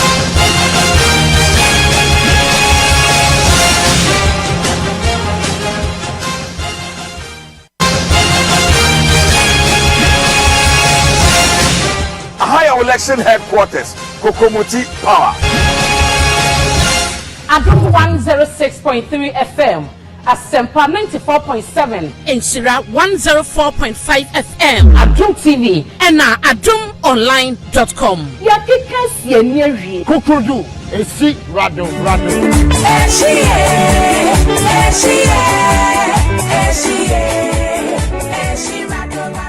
We are counted down to the National Delegates Conference of the ruling New Patriotic Party. Omwetwaba eyi empeni fra ombedia manyokuo no anim moving into the 2024 general election. We had a live coverage. Why am I leading on my breaking 8 at the national chairman level? And I said the general secretary, the national youth organizer, the national organizer. The yeta danwa anasa fufro ena eba women's organizer my neighbor. Esia hinefo no betre wodi kokromoti betre kokromoti power CIA ewo Adum 106.3 FM Asempa 94.7 Nhyira 104.5 FM Adum TV and adum.online.com. Radio no baso every July boss we need a toso edunum yakowie July boss we need a toso edunson ewo Accra Sports Stadium coverage ye chance ye be 5:45 a yen kan abato no enwie a enya de a ye pon live on your radio, on your TV and your social media handles nyina no Facebook, Twitter, Instagram, yedi nchemni nyina ebrel. Chiame, Chief Jerry Fawcett. Abina Pokoa, ahwennie. Kwasi Asempa. Ekria buachiwe yiatom. Believe Osei Bonsu. Your election headquarters, Kokomoti Power.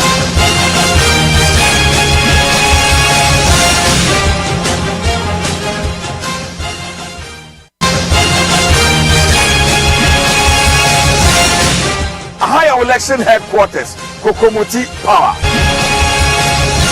Adum 106.3 FM, Asempa 94.7 Inshira 104.5 FM Adum TV and adumonline.com. Ya kikas ye near Kukudu esi rado.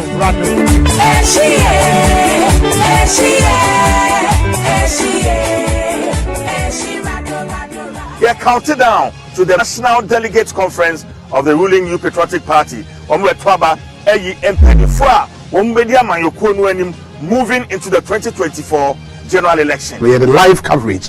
Why and a lady on my breaking 8 at the national chairman level, and I said the general secretary, the national youth organizer, the national organizer. The yeta danwa anasa fufro ena eba women's organizer my neighbor. Esia in a phone no betre. What the kokromoti betre? Kokromoti power. CIA. Ewa Adum 106.3 FM. Asempa 94.7 Inshira 104.5 FM Adum TV and adumonline.com. Radio no baso every July boss we need a toso edunum yakowie July boss we need a toso edunson ewo Accra Sports Stadium. Coverage ye sha se be 5:45 yen kan abato no enwie ya enya de a ye pon live on your radio, on your TV and na your social media handles nyina no Facebook, Twitter, Instagram, yedin chemuni nyina ebrel. Chiame Chief Jerry Fawcett Abina Pokoa ahwennie Kwasi Asempa akua buachiwe yiatom. within your Osei Bonsu, your election headquarters, Kokomoti Power.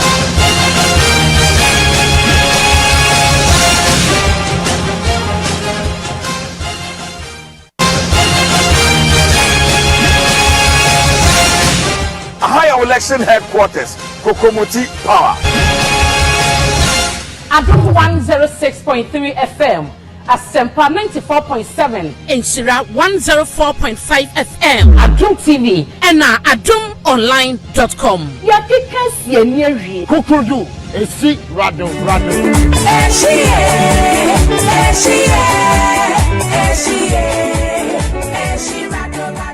We are counted down to the National Delegates Conference of the ruling New Patriotic Party. Omwetwaba eyi empeni fwa ombedia mayoko no anim moving into the 2024 general election. We had a live coverage.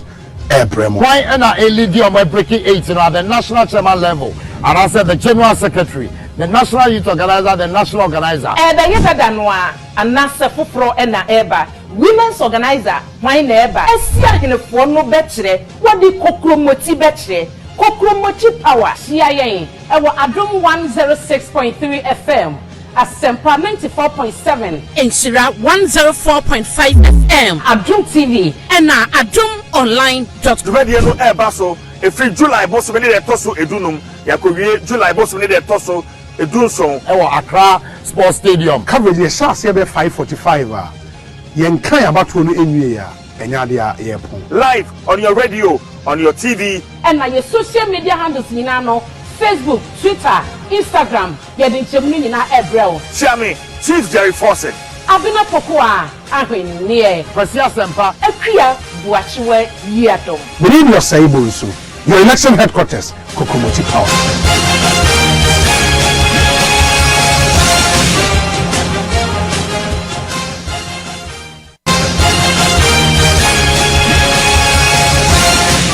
Higher election headquarters, Kokomoti Power.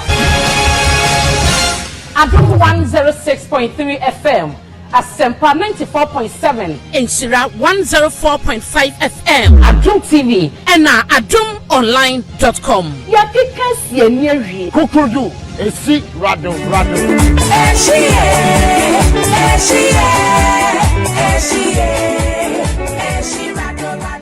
We are counted down to the National Delegates Conference of the ruling New Patriotic Party. Omwetwaba eyi empeni fwa ombedia mayoko no anim moving into the 2024 general election. We had a live coverage. Why and a lady on my breaking 8 at the national chairman level, and I said the general secretary, the national youth organizer, the national organizer. The yeta danwa anasa fufro ena eba women's organizer my neighbor. Esia in a phone no betre. What the kokromoti betre? Kokromoti power. CIA. Ewa Adum 106.3 FM. Asempa 94.7 Inshira 104.5 FM Adum TV and adumonline.com. Radio no baso every July boss we need a tosso edunum yakowie July boss we need a tosso edunson ewo Accra Sports Stadium coverage ye sha se be 5:45 yen kan abato no enwie ya enya dia ye pon live on your radio, on your TV and na your social media handles nyina no Facebook, Twitter, Instagram ye de nchemuni nyina ebrel share me Chief Jerry Fawcett Abina Pokoa ahwenni e Kwasi Asempa akua buachiwe yiatom within your Bonsu, your election headquarters Kokomoti Power.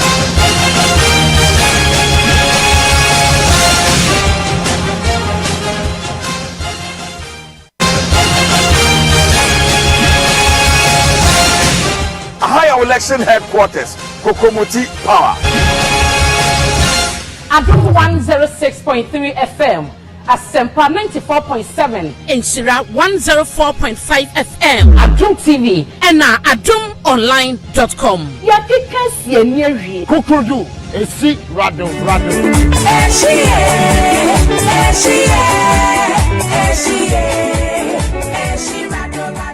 We are counting down to the National Delegates Conference of the ruling New Patriotic Party. Omwetwaba eyi empeni fra ombedia manyokuo no anim moving into the 2024 general election. We had a live coverage Bremo. Why and I lead you on my breaking 8 at the national chairman level, and I said the general secretary, the national youth organizer, the national organizer. The yesa danwa anasa fupro ena eba women's organizer why neba esia hinefo no betre wodi kokromoti betre kokromoti power cia ewo adom 106.3 FM Asempa 94.7 Inshira 104.5 FM Adum TV and adumonline.com. Radio no Baso every July boss we toso edunu American idea trijano otsena and Jumedi nankasa Baso theme ne holding together working together working together.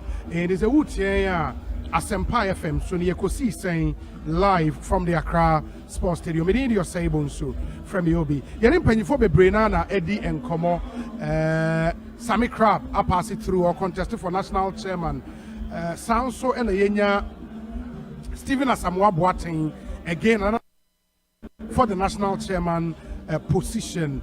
Yenya Ora Kwesi Osei AJ former foreign affairs minister on also a contested for national chairman position said the munyana munyemno and the Yenya spokesperson in fact brand and communications manager Edema Stephen in team campaign Kofi Ameyao ewo studio ha Yenya a deputy director of communication and a member of team JB John Boydo team Jennifer Queen also passing through the show now in Panyifon Bebrena Eguso by anyone Ebedi and Komo. I've got a lot of messages coming through in the Ebe kind in Ebi Etumi Edi Amamo. Ni Teiko Tego. Ni Teiko Tego. Ni Mama the mic, man. Oh, Piabra from say Nekasa. Hey, ni. I need of them, I say, of them article busy.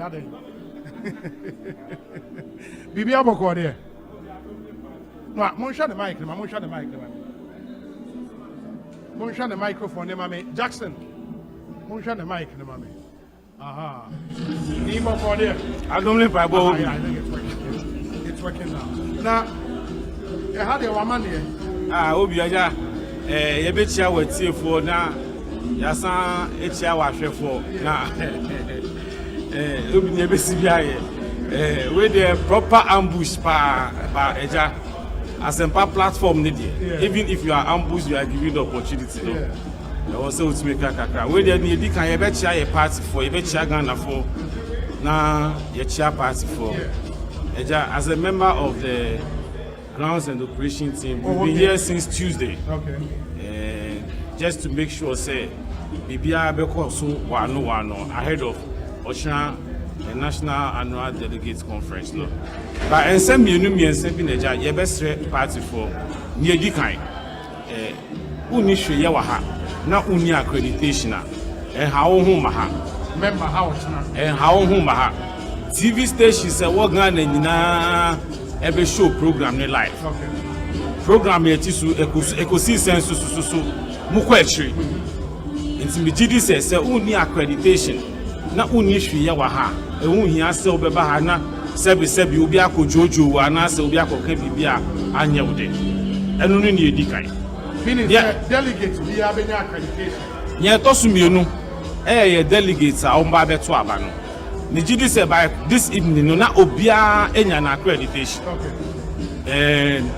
sebi security mpanyinfo no mo gina ho no omu nim say we your bentin ana say we asemesi it is the most important thing ni wa accreditation na ye be ma ono wa accreditation yes rew enfan show botum ma embo okun because sebi minute ad be yi free botum ma be say okun so bi ebe jojo wa obetimi ajojo enti usi free bus ma make sure say wa accreditation no esen wo kom ni etosumienu the electoral commission at demarcating regions no according to senior stadium ha ye sit in there etie enti ubas ni siwa e was say ohwe gate ni say the ayesi me no me region na gate na ni regions ni dey mo nyame ya aduma enkosi be 6 o'clock no na omo the regions na there was a little delay with the printing afa uremu so a entrance na be remu no ye the signpost esi ho e share regions this particular stand no more than omo ho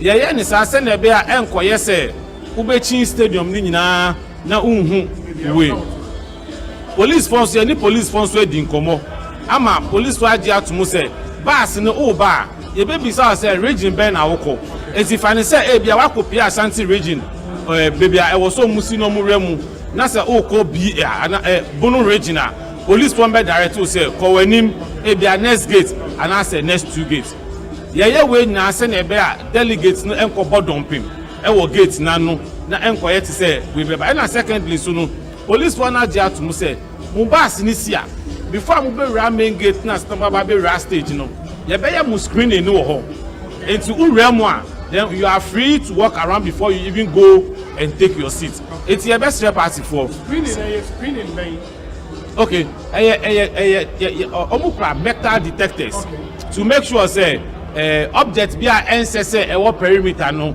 ni ha what I say ensure this anyama ni they are allowed but then you basically know who say sebi unkra bibia ensese e crowd e wa ha enti you best share party for omumboayen na yemboa police for any security agencies no muso omumboayen na adwuma no enye den enkoso wano nyame ya aduma ochina empeyinfo omu beba nsususu no sebi omu kraka no cars no yewo car pass bia any baby I was say o parking omu susu ye besrom sebi o car pass no e parking wo VIP any security ni nkopere hu say me person me park wo VIP because onimo o ma won parking wo na enu susu akoya kasakasa ma esa akra na wo create traffic e wo wachi enti e besre wo ya hwe obia ni baby obetina e na ya ma wo car pass no enti uba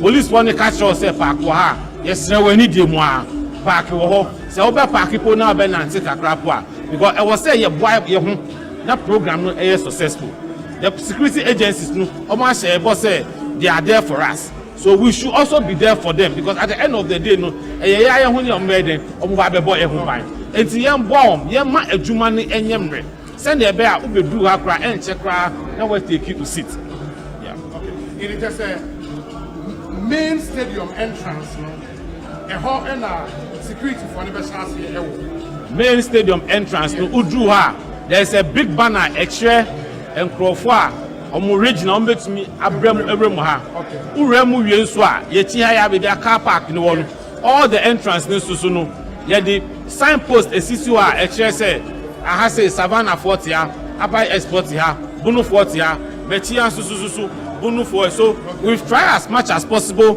to make it easy for the delegates to identify baby and the region wo no acquire no atnase all would depend say ye be omoni security agencies ni be there e be cooperating ya me pese misisu biom say uni accreditation a bahama obi nkojojo who ye delegate so a yesrew wa accreditation ni ma enda wukomu enti na ye accreditation ye de ahoma ye de access no send e be a police ni no ufi echire po ba obehu say who accreditation is a matter of udu nanima no I just make sure say nipa no accreditation no na info ni ye de that is because every delegate bia nifoni an accreditation so just to make it easy for the security agencies to identify the person say asimesi okra ID card or no and other so aspirants they be omo supporters but supporters they get delegates per se or ba person on the supporters they will and also arrangement it is. Okay, so as a member of the committee, meaning say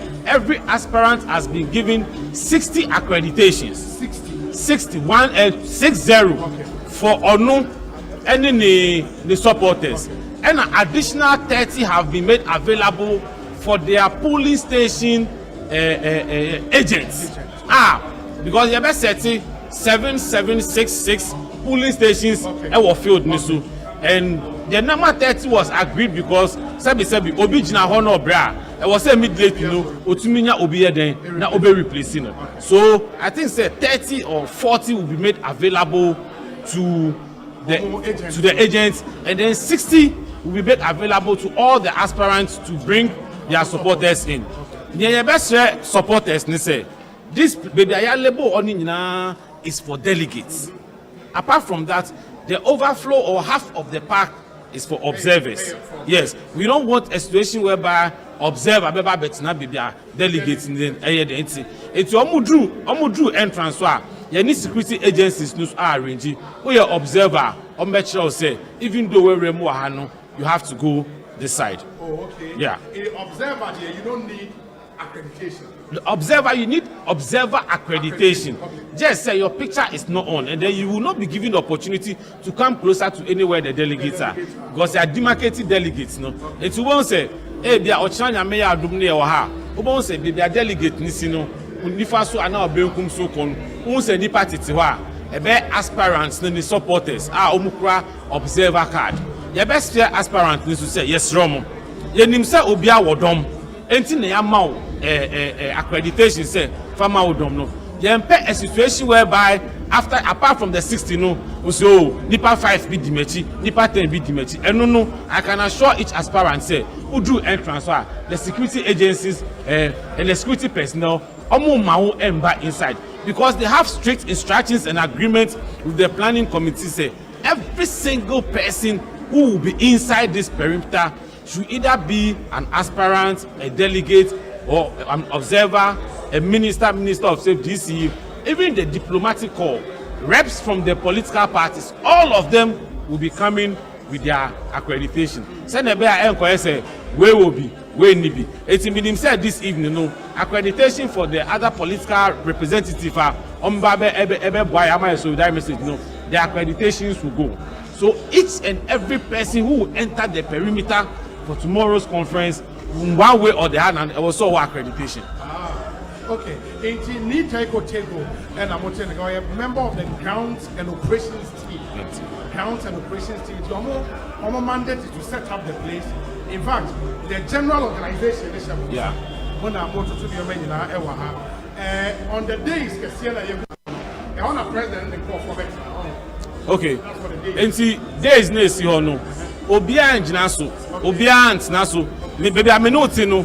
Yes, true, I say VVIP no.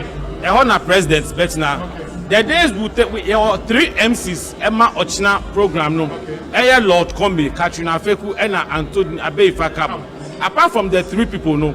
Obia only Shuyebia engineer days so. You will see a new person apart from the 3. Aya Obia Sebi Edruni Susa was so quiet then Okokasa. She said the host regional chairman, Greater Accra regional chairman, meaning Sochna on the Obama welcome address. Meaning said general secretary of the party Bekasa. Meaning said national chairman of the party Ebe Kasa. Meaning said national treasurer of the party Bema accounts of the party. Meaning said His Excellency the Vice President will give a short notice. And I mean so man paying susu Bema short notice. And secondly, meaning say your former president J. Kufonsu Yebe.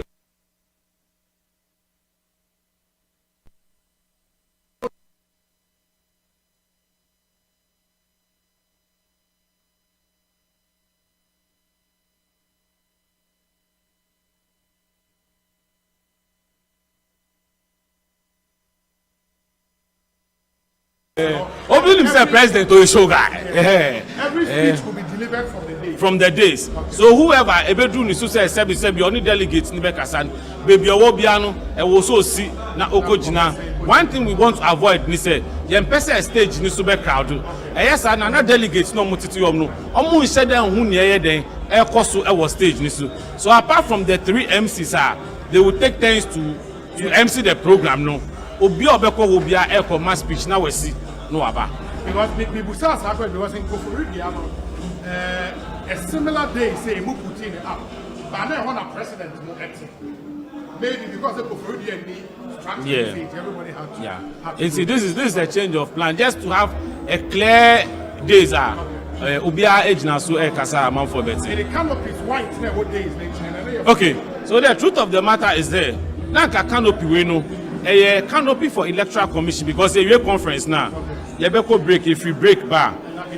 Not elections now so we have a plan. The way I actually share regions no ahano is the same way easy actually share the electoral way into no I say no yanim has say down han say we are going to have 3 polling stations here. Okay. Na Nitintimu has say no we are going to have 7 polling stations.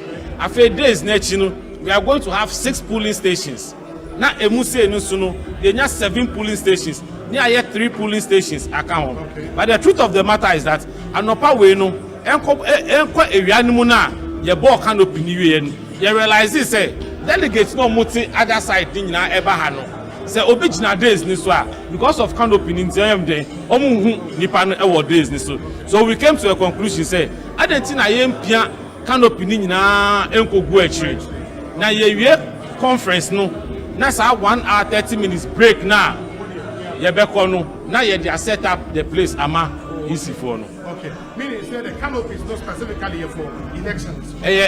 Canopies never ho nyina elections are electoral commission for and they oma position electoral voting system no according to senior yahye your regions no it is sebi otifo ye from otifo ma otifo do wa haya omu pie ya no mu to aba e wa haya ye fre savannah for and vote for announcement we know what to also say utie on radio now so set up now the describe you kind of live on your Facebook live stream in Tuba the can was the days canopies and everything they can do our Facebook page your live stream you just join us on Facebook now ni said it's a unique trust. Okay it is send a municipal channel send a yashisha regions no once a stadium hano if you 1 unit ever unit sometimes access any ho it's a block ho it is sad yashisha regions no it's a region bi wa ha omuntumi ba ha na it's na electoral commission make polling stations na available ti e bo original udu park ni so na be out to aba no wo ho utu aba na we pie ehun yan say afa na wo be ko other place it's the electoral commission almost 7 polling stations 6 and a 6 e we chi ho. Okay. At most they say by time then about to the baby. Okay me nya minimum ni say 11:30 na congress no a conference na ba na wie here and there's a break period of 1 hour 30 minutes. I was say the Tumidi Shisha Electoral Commission for 10th new Mankoria na omu baba ko ba ide omu start ejuma. I mean to mean how long it will take for voting and counting and collation to go on. It's and the very easy but what I know is say we by 1 p.m. there I was say a handing over Edema Electoral Commission and I best inside the glass electoral area for the elections. Say yembo the fair original you have no business there because even the security agencies they will be outside the glass perimeter, so it will be only officials of the EC and polling station agents of the aspirants who will be inside, and all of them will and must have accreditation. Yasre EC for to say sebi ma obin be kan say na minimum bintin minimum smesisu omuso omuba omunyina omunya yadom no muso omfa mo ID card enye den entu omkom say na bia obin ko ka say polling station we nipa ko not onu oni ID card the EC has agreed say each and every member obewura perimeter ni mu no obewo ID card wo no and apart from that ni so EC jacket no omo share ni so ebetimi a share for easy identification there. Fantastic. Indeed, Nita Ekotego, member of the grounds and operations team, and a brief of what's happening here as far as operations and accounts no air concerned. It's so far a beautiful setup. Still a will put finishing touches to the setup. Hopefully by Ochinano, this place will look really, really good. Now, someone can see Obviously. Elephants I can see it. Oh, na say MPP they only say a symbol ya Osono. Say obi hu ya ofe 3D. Ade saka kakra na 2 light 2 so na obi hu ni ye. Oh, Osono. Abosre. Ade be saka kakra. They be 2 light 2 say 3D. Enye easy ba ko. Ni take o tell you. Yeah, that's Obi we that's pa ni akoja. Who the opposition who ni favorite candidate there? Obi, me position operation team. Grounds and no. Ya to abadi wi a, de obe wini bia e be boa na ma wodua party na ko nanim. But that's it. Yeah, that's the need take o tell you. And I put in the guarantee as we speak, some of the footages of the grounds will be rolling on our Facebook live stream. Over CCR, Australia needs a 3D, no, that's what CCR, you will tell the ACR commercial and from my eco essentially, I Asempa 94.7 FM. In Ransom, you will have a Kayansa, the Achene, Nanajema, Udino, she might look over him.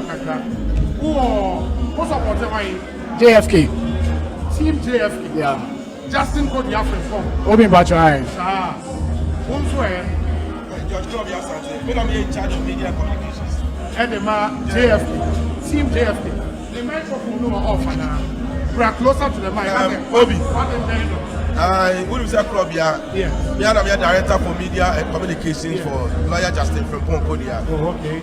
Okay. It's no me Casamano. Oh, Casamano. Onutina me waha. Now, mo campaign like I saying. Oh, so far so very good. In fact, I'm in for Asidakese on behalf of lawyer Justin from Ponkodia, Emma party delegates across the country. I want to Anobra constituencies to constituency. Now I want to accord regions. Obi reception a party for the except after say and then I can say the drama boss one na me da o mase. Okay. Ajuma no minim say NC. Yeah. Kese pa na ajuma di e be construction no. Na ye gita ho a ye ni party delegates say di. Ye Asempa a message of hope. I the party delegates. I believe so much in the MPP delegates. MPP delegates omonyam from so. About to bia ni abribia no. You know which kind of person I need the party anymore. Obetimi the party na kwakwaji tu ya ye twama ye. We say someone lawyer Justin from Ponkodia. Justin from Ponkodia and pray when I CEO Emma Youth Employment Agency 2010 to 2014. Now I am the Deputy Ashanti Regional Youth Organizer 2014 to 2017. Obey substantive Ashanti Regional Youth Organizer 2016. I am lawyer Justin from Ponkodia together with Lilia Penny Samia Uku and the regional youth organizers in the party. And the Conkodima winning power every 169 votes. Satumina Yakwaji and another lawyer Justin Riboko, the Adimwakotre. JB, Muni Media dance, yes, and prayer MPP, and then MPP, but they just a Siano, and your experience in the show.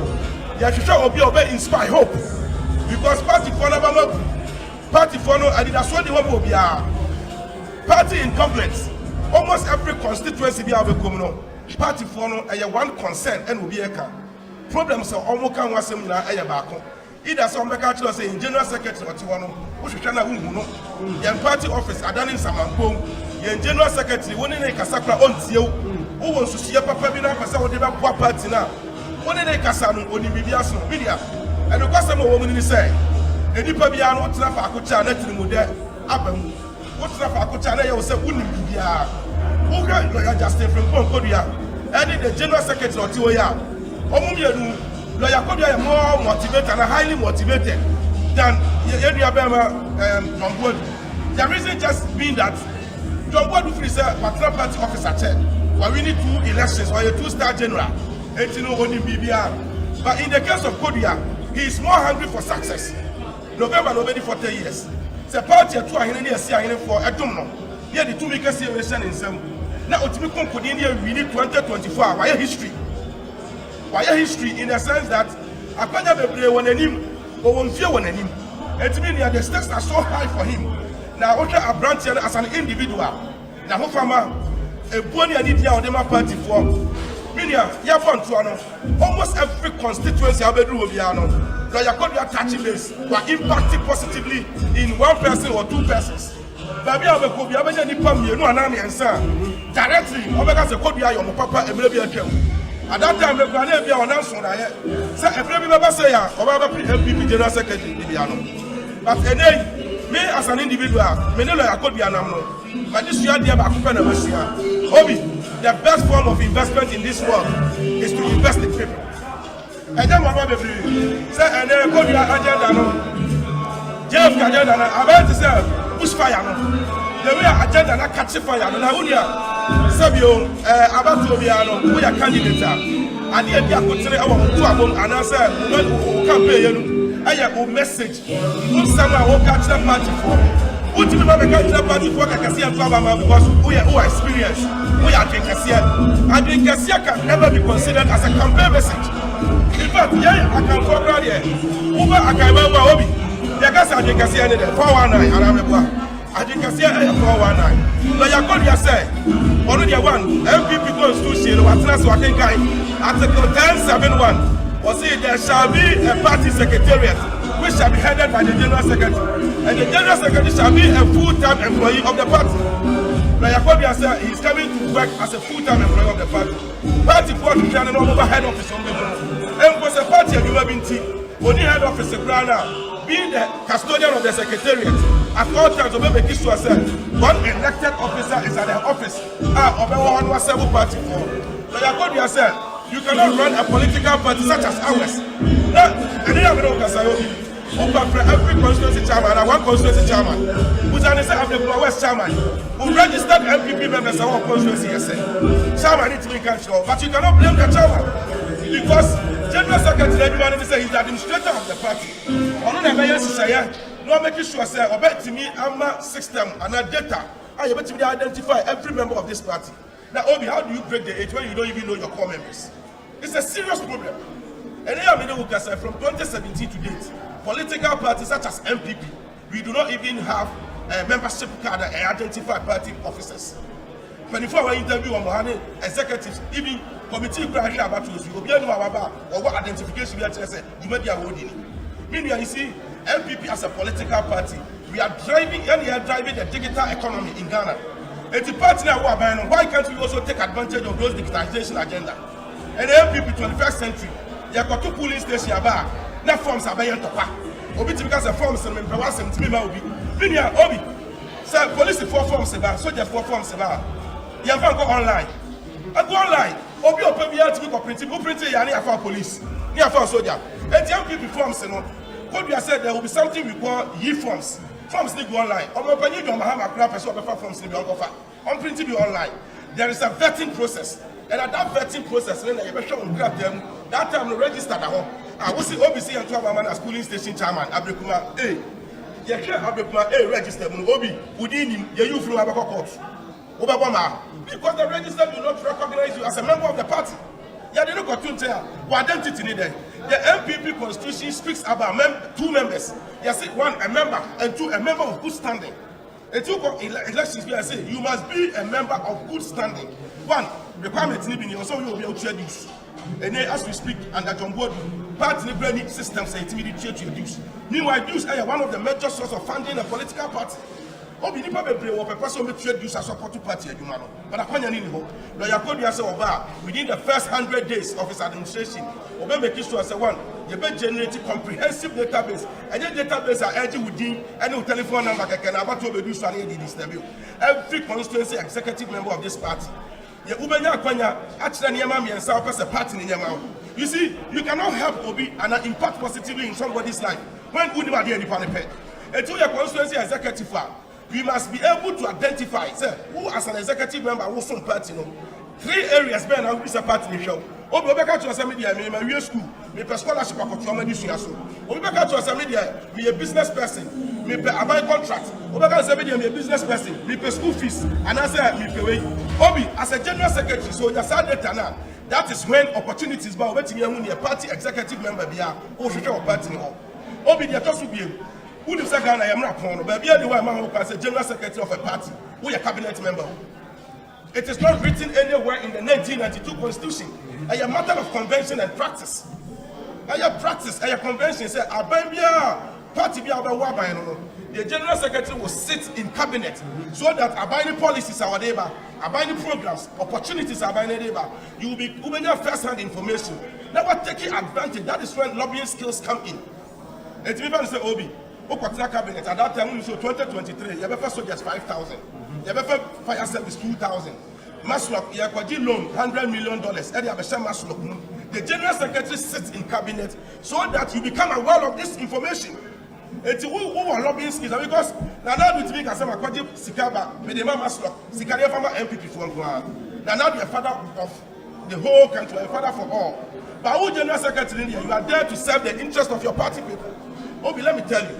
And then MPP mu obi ma no obesom na owie ne friend former executive and asema mo bosin obi a party mu meanwhile politics is a game of numbers obi awie me obi uba me kro mu prempren ya me kra political position ya o me assemblyman but uba me kro ma e bia me level of influence about me district hono e bia na obi a constituency officer no oni what you say it in politics you must be able to reach out to individuals people oba say obi uko kro bi mu a efie bia na ka first Ura will be as an old promo, we are saying MPP for fear you. Open the bomb show, Nako Russell, you find a man in sick and chase you out. A Kobani saying it is because people are in pain.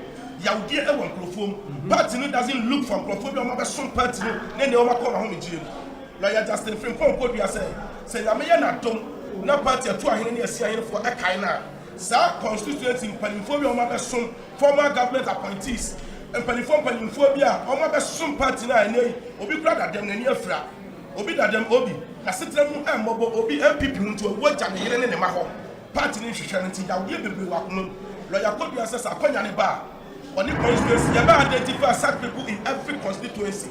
But you are Obi, Okoto, a city, and a moon and a pan will be keke, and the community pana, a Bekanakuma. But you are lawyer could be as a few or say Kopunku to be near Kopasha. It's a savior, need a Bushana and in you.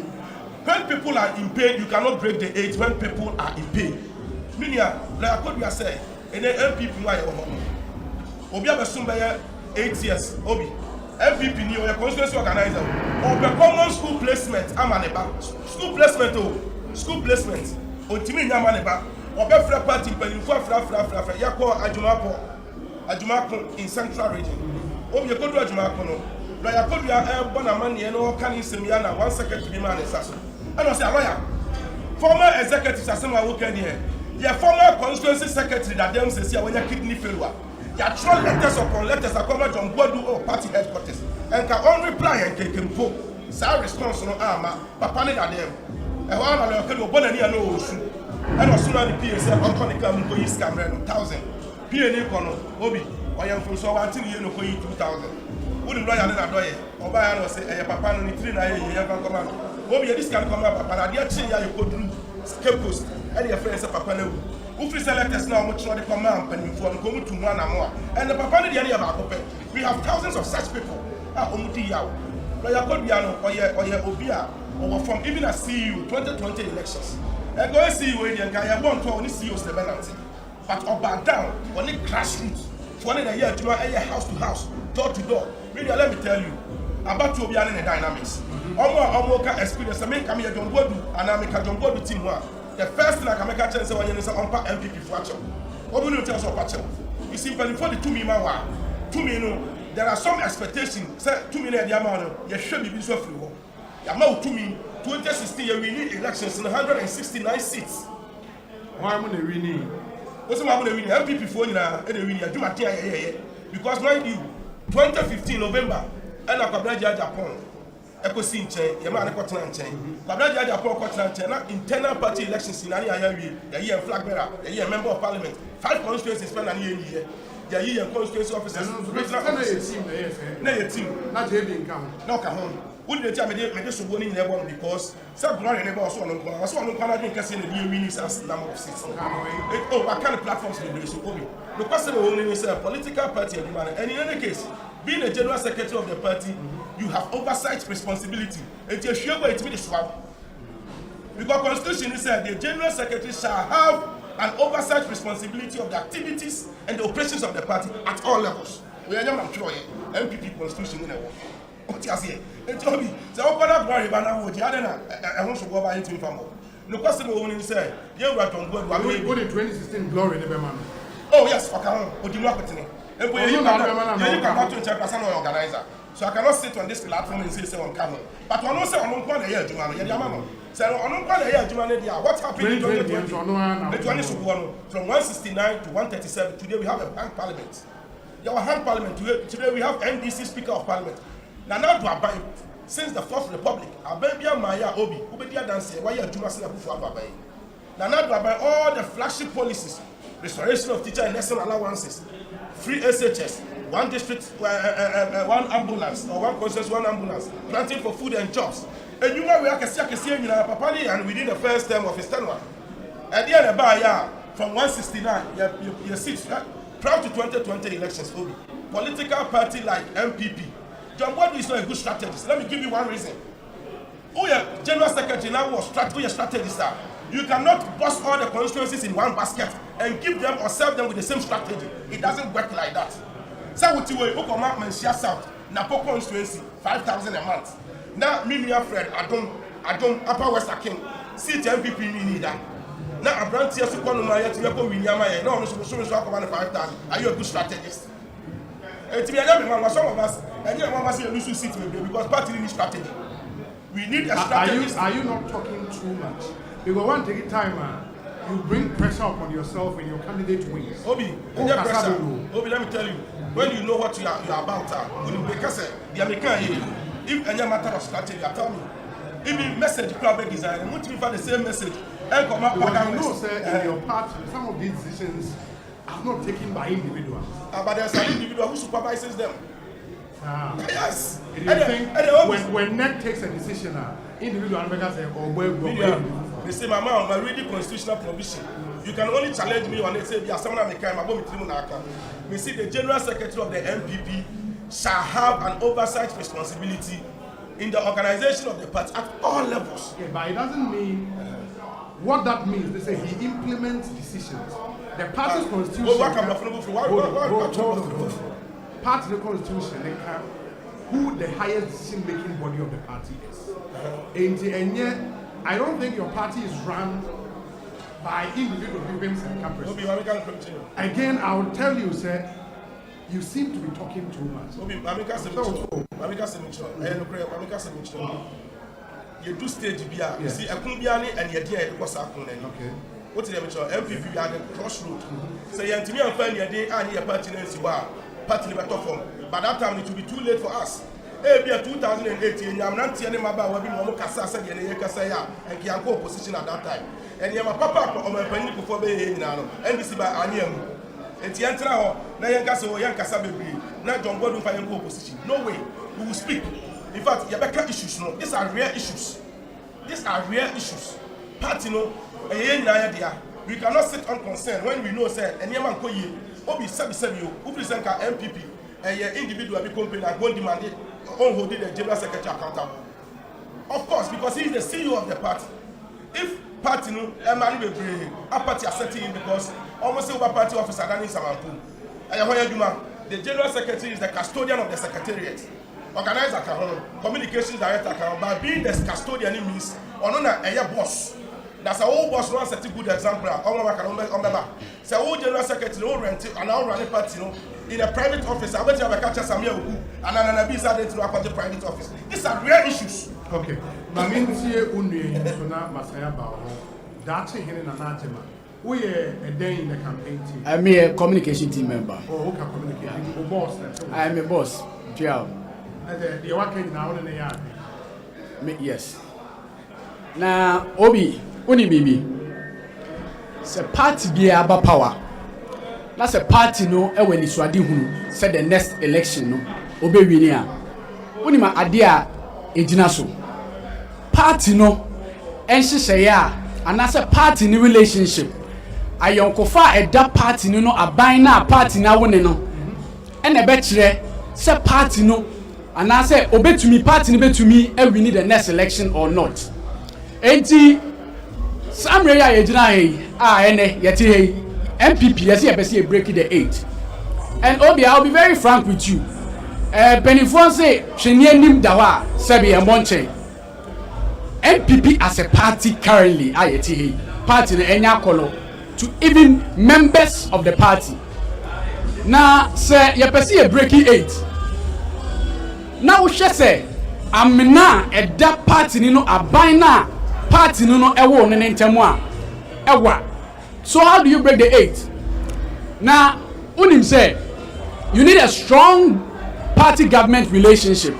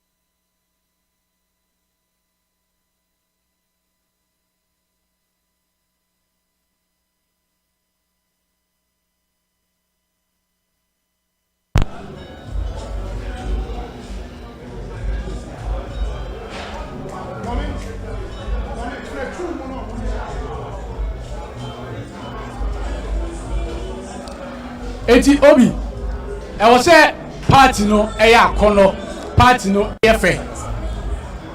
Eti the general secretary of the party no e was say dey say wo be say party no ebe ya kono amaye gina so ne yetumi win the next election.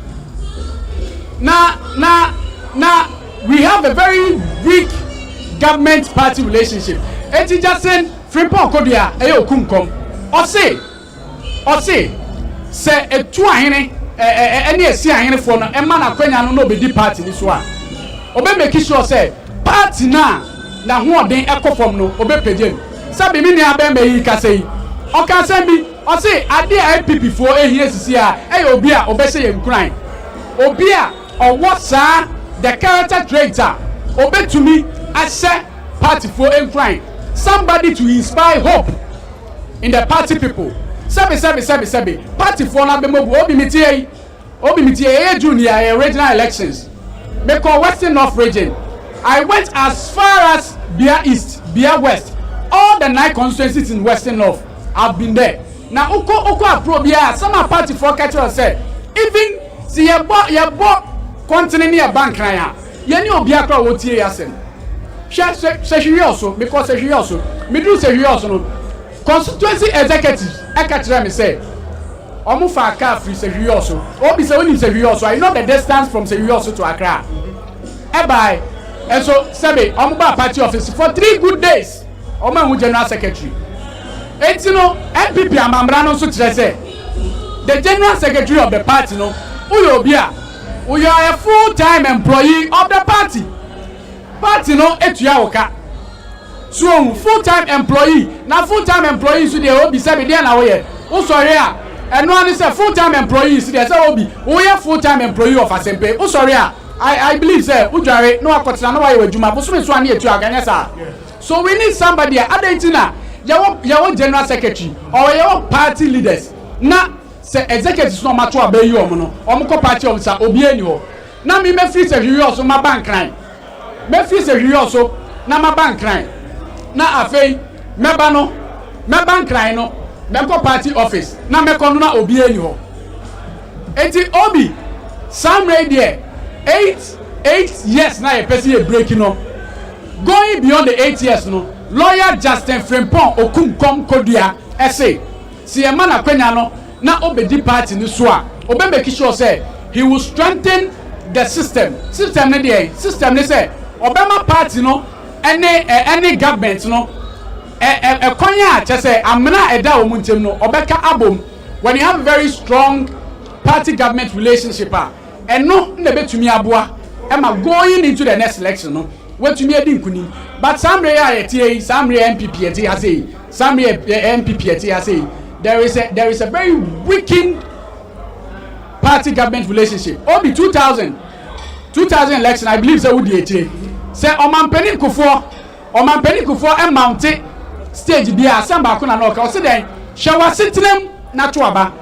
That was a message in 2000 o say hwa sitinem na to aba sebe lawyer Justin Frimpong okumkom kodua o say MPP delegate e china nyame ya adoma ye beto aba no hwa sitinem yaba power 2017 up to now party for osu party for twa dwajo party for osu party for bomena eti ye hia obi a odi nkranhye ene nimdie foforo e de bebre party ma sebe me ofa JB waye bi na mpani force sebe nipa be bi wa me ni nyina eduru ba bi ase ne ye ka no woye bi a na eja wasi nchen na wodi nimdie na eden ama obi foforo na wo de wo nchen na wo ye den na wo tinetine na wo suohun na sabe obi utiwe sa Asempa fo amu akwanya emo ametena ha anye show we a experience be na obenya e wasa ade we hu mebwa sa wanya ade we a wo ye ya experience be na obenya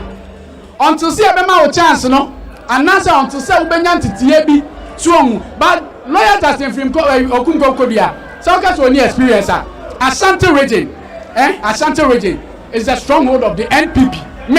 Me free Kwabri East. Kwabri East is the constituency that gives NPP the largest vote. The data is there 2012, 2020, 2016, 2020. In 2020 election, only Atuma Kwauma and they take Kwabri East. Eti uo obia waye youth organizer Maburu Dom Frefo Swati ase our strongholder. What to me am win the election in 2016 and 2020 your stronghold giving you that vote no what's your experience be na wo pebio obi experience be na wo pebio so experience be na wo pebio enti no enye se bia ya ga so obi nya bi sane ya wo ka kire mi nua no party no adwuma no eye nipakuo adwuma sebe me ntumi metena anka se 2020 election no me na me win ma MPP there be me to me enkasa and I mean to me ka say 2016 no me na me win ma MPP but obi anim say minim de ka ho ma ho ode ka ho me mu aka ho ene ye di win ye so ati ase enkunim de ni ba ye nyina ye je enkuko so ba ni ye nyina ya je but say me metumi de me say si me bo aka say me na me win ma MPP ana say me na me win ntia wo say ye de me kone de obi me kasa na sabe me ya party fo nyina boni aye mame na se mesan so aba mo bi na Charles Owusu wa ha sofo na a member of the JB campaign for the cancer e wa ha Benjamin Jewu Pia obi na me adom atumi nyina ewura wa ma ade party ebi o ma na o sha se ne ye kwa akoye no akoye amamre e wo ye party ni se edru ba bia ese ye fa party penifo on the national level na ye boa ema omutumi tutu party ni obi samia ye de ba bia ye fi ba de eboko ye raje gomboadu ne ho ye papa no ho de na o share support grassroots for me fini office na ba sia yes nkofo amuta na tisisi a ene jama amude tem wo hono no me de na me kan se tumi nyina awura ne awurade onu an na DJ bi baaye jama no hwan mo na se delegate me se delegate mo ba bedru and omo se jama ma JB tumi nyina awura onu an na so JB nsaw e ma yan kan ne ewi afise sane president Mahama aka no Ghana frodu ba bi a refi wo so na me timi se bi be se party abra ya party basa ye ba mu you JB no ye the national organizer ade ye refi na MPP for yɛwie fia na ne dwompoedu ɛsɔ party nim hwɛ sisi asomdwie a ɛwɔ party nim obi yɛ campaign mpo a yɛyɛ sisi a atɛmdidie bi anim for the very first time unya JF tani a obedi JB nkɔfo atɛm na wanya JB nkɔfo odi JB atɛm because JB atia sedem aka kyerɛ sɛ wei ɛyɛ fie ntɔkwa ehia si ebedi bi atɛm na breso hwɛ asomdwie a aba ɛwɔ party iti yɛ rɔdwɔmboɔ du deɛ yɛyi ne si nkyɛn ɛnyɛ yie na obi yɛwɔ kraman wowɔ kraman wɔ hɔnom a yɛfrɛ no ayɛ bi da na wo san so wɔ kraman a yɛfrɛ no nyame bɛkyerɛ a wokɔ ahayɛ a hɔ na wo ne ne bɛkɔ metom a ɛne wɔtiefoɔ ayɛ bi da kraman ne deɛ da bia ɔne wokɔ a ɔde kusie ɔde bibia a wopɛ bia wɔ afuo mu hɔnom brɛ wo nyame bɛkyerɛ ne deɛ to da bi a wo bɛdi w'ani sɛ wokɔ no na ɔndi w'akyi saa kraman no wo ne ne kɔ ahayɛ a ɛnyɛ yie mesan so asisu bio wowɔ Benz na wode kɔ shop a apprentice Benz ne pɛ wobɔ sɛ owuafu apprentice Benz ne pɛ na owuafu because wonhyɛ sɛ master n'ankasa na ɛbɛyɛ Benz na ma because Benz no ne boa den 2024 na yɛkɔ na ɛnyɛ akokitiwa o for the very first time yɛpɛ sɛ yɛ breaking 8 na da ne yɛmfa obi ɔne yɛkɔ election 2 solid times yɛwɔ opposition ɔne yɛ baayɛ that time in Poro, now on the general secretary, combined as a national organizer, he acted as a general secretary and he delivered for us. Then Pio Nayampe, Papa, Omo Bonnie di Bonnie, Esan say, Omo Muchetre, if you say, Omo Pese, small boy in the back, no control, Esan say, Debbie, Omo to be control. Me, Mako rounds, Mako Cape Coast North, Mako Cape Coast South. And delegates got to say, in the history of the party, or bilateral delegates, delegates, and Ekasa. Delegate beyond Castle, someone else. And I say, maybe I'm almost a small boy, now small boy, no, or mobile. Omo control small boy na je bi de omo to be control no 40 years me na me ka kire enti me pese me kire wo say you ra je bi for the first time na constituency executives every month omo nya she je bi abraso every month for the past 5 years me bengazi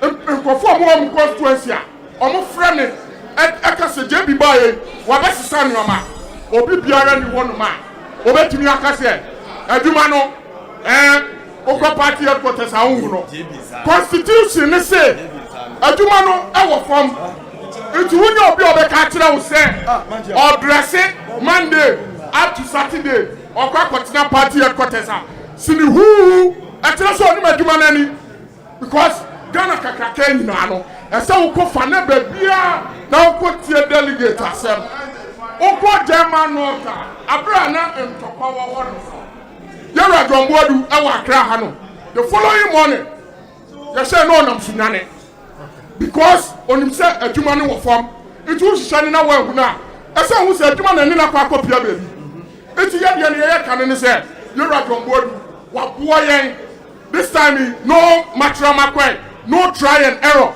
2024 e be ye dey amayen say ye nim ne yakosesa yewura tombodu yewie ngazo ni mame ni NPP abanga wie na ye ne mu bi enu ato aso right idi munya abotre mame JFK ena JB ma ye ne National Youth Organizer aspirant NPP abanga obi abedidi eche bibi aboko yemi adaroma ode yen kwa che the last time I was studio till now campaign na ko say obi yedi kan ma menda wase na mechi awatiefo na menda production team na adwuma papa adwuma sono a omabo abo ama program ikosi amefo say obia ne ya platform ha Asempa platform kese wo say ye decent politics nyese sabi wo wa utimi endu papa tell man yeye mi ameti yi me nya campaign but me ye John Wodu yewura ye papa ni product hwe babu na watete me na hwe be ni amaduru now o ka nia ho hia fa no ho a ya na sabe etwaye me no we believe in decent politics sabe me papa John Kese John Ward wan chere me send ye di atem na ye to ayampia politics of ideas, politics of issues and I was here obi ma wo se yamabuna ye bai say ya penkof if me gidi say politics obi a on the side so for oyudi contest amiko enye obi a na support me yon crofo etamachi ne crofo etamachi na me american be sin nyina ne say ene nche say obi enemy contest o emetamfo ama yon tesa ye nipa baako ye tumi ene ye pray na me ya dia yeru John Bodu ayama mabunu ogana ha no ebra adwen ne ntia se so me sabe prediasa krasinia na me ni ba bia ani da so ina na asa mi no bia wo me shebrem and mitime se me contest national youth organizer na chia se yeru JB wa yebi otimi build me less than 4-5 years ama mako primaries asa akọ national youth organizer. It tells you the kind of leader you want. A bit of future followers, a bit of future leaders. I'm a Solano Power, my church, Mabuno do a Tim and Chine, my episode Kalasam Jamia, Obi. It may come as to send an hour. Yes, then I was a Metia Konya Suna, Namada room, and I'm no Suma Messono, Mensa Comano, Namia be my grassroots. I said, me Pierre Haina, baby, I will be a bedidi. A china said, you may miss your moi.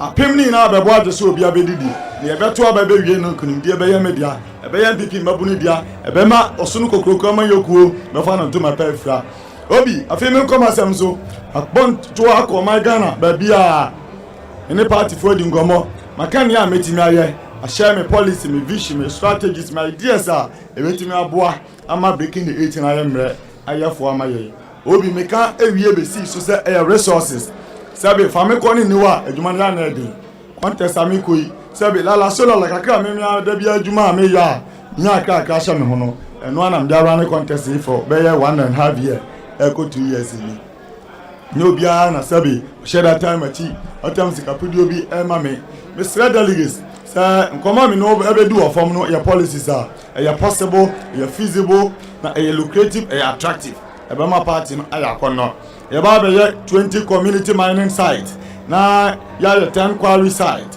ebe timber business near dia soya beans ebe share better business na ya chako bidie no kra no yetimi ru kube hu no ekra hye bidie ewo energy commission hye papa kwa so minerals commission hye papa kwa so forestry commission hye papa kwa so obi me babu na 7 pediasa me name de wo sua hunu me fo se me ni amabunu no ewo se yadwen wo ho se be se na me papa John Kese John Bodu otete me kira me say me tete 11 cedi 33 cedi en hye sama me nkototo ayampia okika nsama ehu hia no tete me such a way say me so no that metima groom future leaders no motima gina mo na so na dan kwa me bi no amanyo osimajai me da to nchen eda bia o sampa mabuna me tete woyi wo ya amanyo asabe akono amanyo nidie wom ebu wom ne nkoso yedie wom obi de masema to delegates anim wonu maso mpakopɛ wonu ma hye me boss kina na me ya adoma won ko show bi anim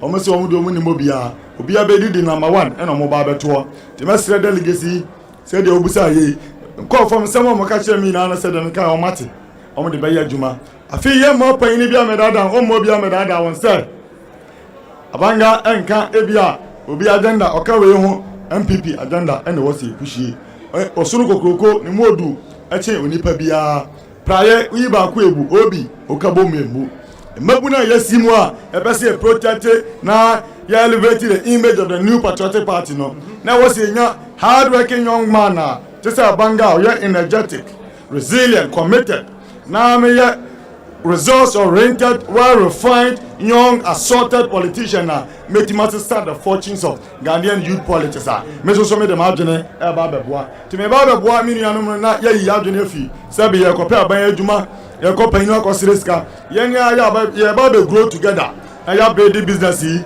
be recruit full soldiers grassroots serial callers testers communicators we now be adwuma wom for so ebenya one more year less than 40 years within that category no within me dealing as the next national youth organizer of the party me abeye national youth organizer sabe nyasa me betena meto so dwuma die no party adwuma yantena office na nya office nko na tena party adwuma MPP no our region bia our west north central region eastern region greater Accra Volta region Oti region north east northern upper west upper east Savannah region Bono east Bono and Ahafo region our Ashanti region MPP wa bia metima this asem national youth organizer ko asem tena office this week mayor juma wo Volta na meshe next week mayor juma central sa ene your party obi ka se metena office aye party adwuma na woni ko onte party na yo ase obi 7 previous 2024 breaking the 8 no enye bayira berwajo ade bia nsida na opese sibia no wo hia adwuma so no adwuma den adwuma obi ote adwuma na se me ye babu no bia 7 previous me ne me nuanu mo ye nyina me no mo adwuma wono me capacity to deliver se metima ya ne metime ya but one ba microphone stampa ya so ansa stampa obi amanya me ya de man make me ale na ama di you to get na ma ya ka be sha ya kono this is the stage delegates go any koma omni madi obi mini ame omo hwe mutie go for asa go ma bi mu do wo metie ni obi ka na o be so aswanza mo hwe ni mudo obi na de du twam na fe akono ka ba hwe kura dan so a AC amanyo mkada enne mama BSc visa medasi amehwe ya papa ya mama me ya nyanum no youth organizers across the country one BBC electoral area borders ano constituency polling station one and one mountain and record na BBC ama no koye party adwuma o te pick up him the tiabo form bapira ne homfa no oyale na sabi wan and ekobo ne ho ban me as the next national youth organizer afato me ho so say me mayor national youth organizer me nyene me mabu no ho o say me create access na me carry omo na omo yire no ne omo ma enya gidie enya pepa sampa abanga Yakubu Hussein MPP abanga no oba ye no de so ayoyo ti me show omo bo say life insurance me procure na me secure obi ama wo mo ansana yakoto aba no enne ajabo no ajanya bedu emenne the core airport residential area Star Life Insurance a campaign na edimo a campaign na 77 prediasa ebia yate ye na me shakurase na me dokwale ahu ebia na me chikusie na me chiakantie me wi kantai ebi okra na me tiewu obi u program ise na me wireless no phone abu na me de wire tenten asoso eno na eje shi na matika sa na kakra na asan ba shi obi me kasa ma be sisa enani biaba utimi mfaso kwa na obi atentra eno oboa otimi ye omunni message me call baby attack me opponent da me kan ya metimi aye ya ntete me say ndi atem ti me policy bi amaka bia no me dia ye aduma life insurance be boy youth organizer so by me can 50,000 Ghana cedis insurance campaign no ehu odo no pepa atu wacha na ewo memu esusu hu sampa abrantie wonimde adwempa wotim ye no better scenario fine ni ahwe kwan fa so a eso be boa na ade na kosoro ende ye be wie no na akwa kosi 70,000 Ghana cedis 700 million we a youth organizer na okona konya accident o ko hospital a mensuro ka tira o yere se yetua na se sika ne emro 70,000 Ghana cedis nko ade a Star Life Insurance Company be dey ebetuaka se okọ 70,000 premium awetua to premium yes eti ya me mfosa amba okọ ne kra chi a oyere no omame opapa eye de obeja mma ne oba ewa chire wono betima akofa se sika no obeto moko nchene jenne kobi momone na onya kakra e de ama abusia no obi manyo abro na se asesa efri atenie ne mentemo ase na eye politics of ideas politics of issues me as a political science student you believe in amamwo na amamwo papa no you believe in the D columns say you can't decentralization dissemination is very key in politics me ba be decentralizing information ma conform communication socially effective communication obi enchene kan fo no ho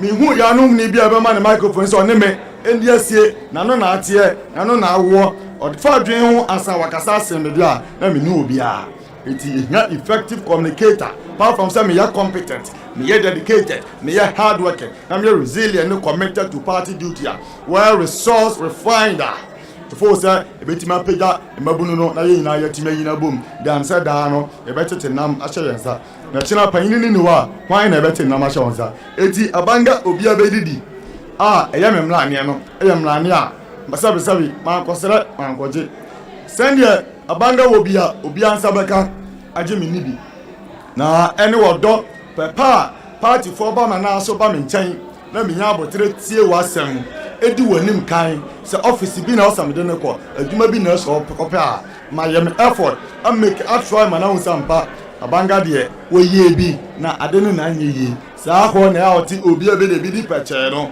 ebi se me ada agye ma party for achira obi ebedu achira ma na de chiye don krono na so wo declare na ni ncho be ani din de abanga yakubu fuseni and wo be declare as the next national youth organizer na obi me obi a me assaulted politician ameka me assaulted akofo ntase and na me ka twi no ma da abafante ye na ye ko national youth organizer ami in a man platform for central region I me deliver me kasem me defend party me project me elevate me na ya protect inu patriotic party ma 2024 ya break the age obi me in the summer ya mama ten che sabe what's enough ya mo platform che ni o me ni ajuju a what's enough me go nga twi obe me go nga fancy obe me nga bofo obe me kwa me ka safi ya ebrosa eyi ma be tie dwe ma me ka nabo obi politics can do say pen a young energetic intelligent guy mobile the national youth organizer na wa banga nguro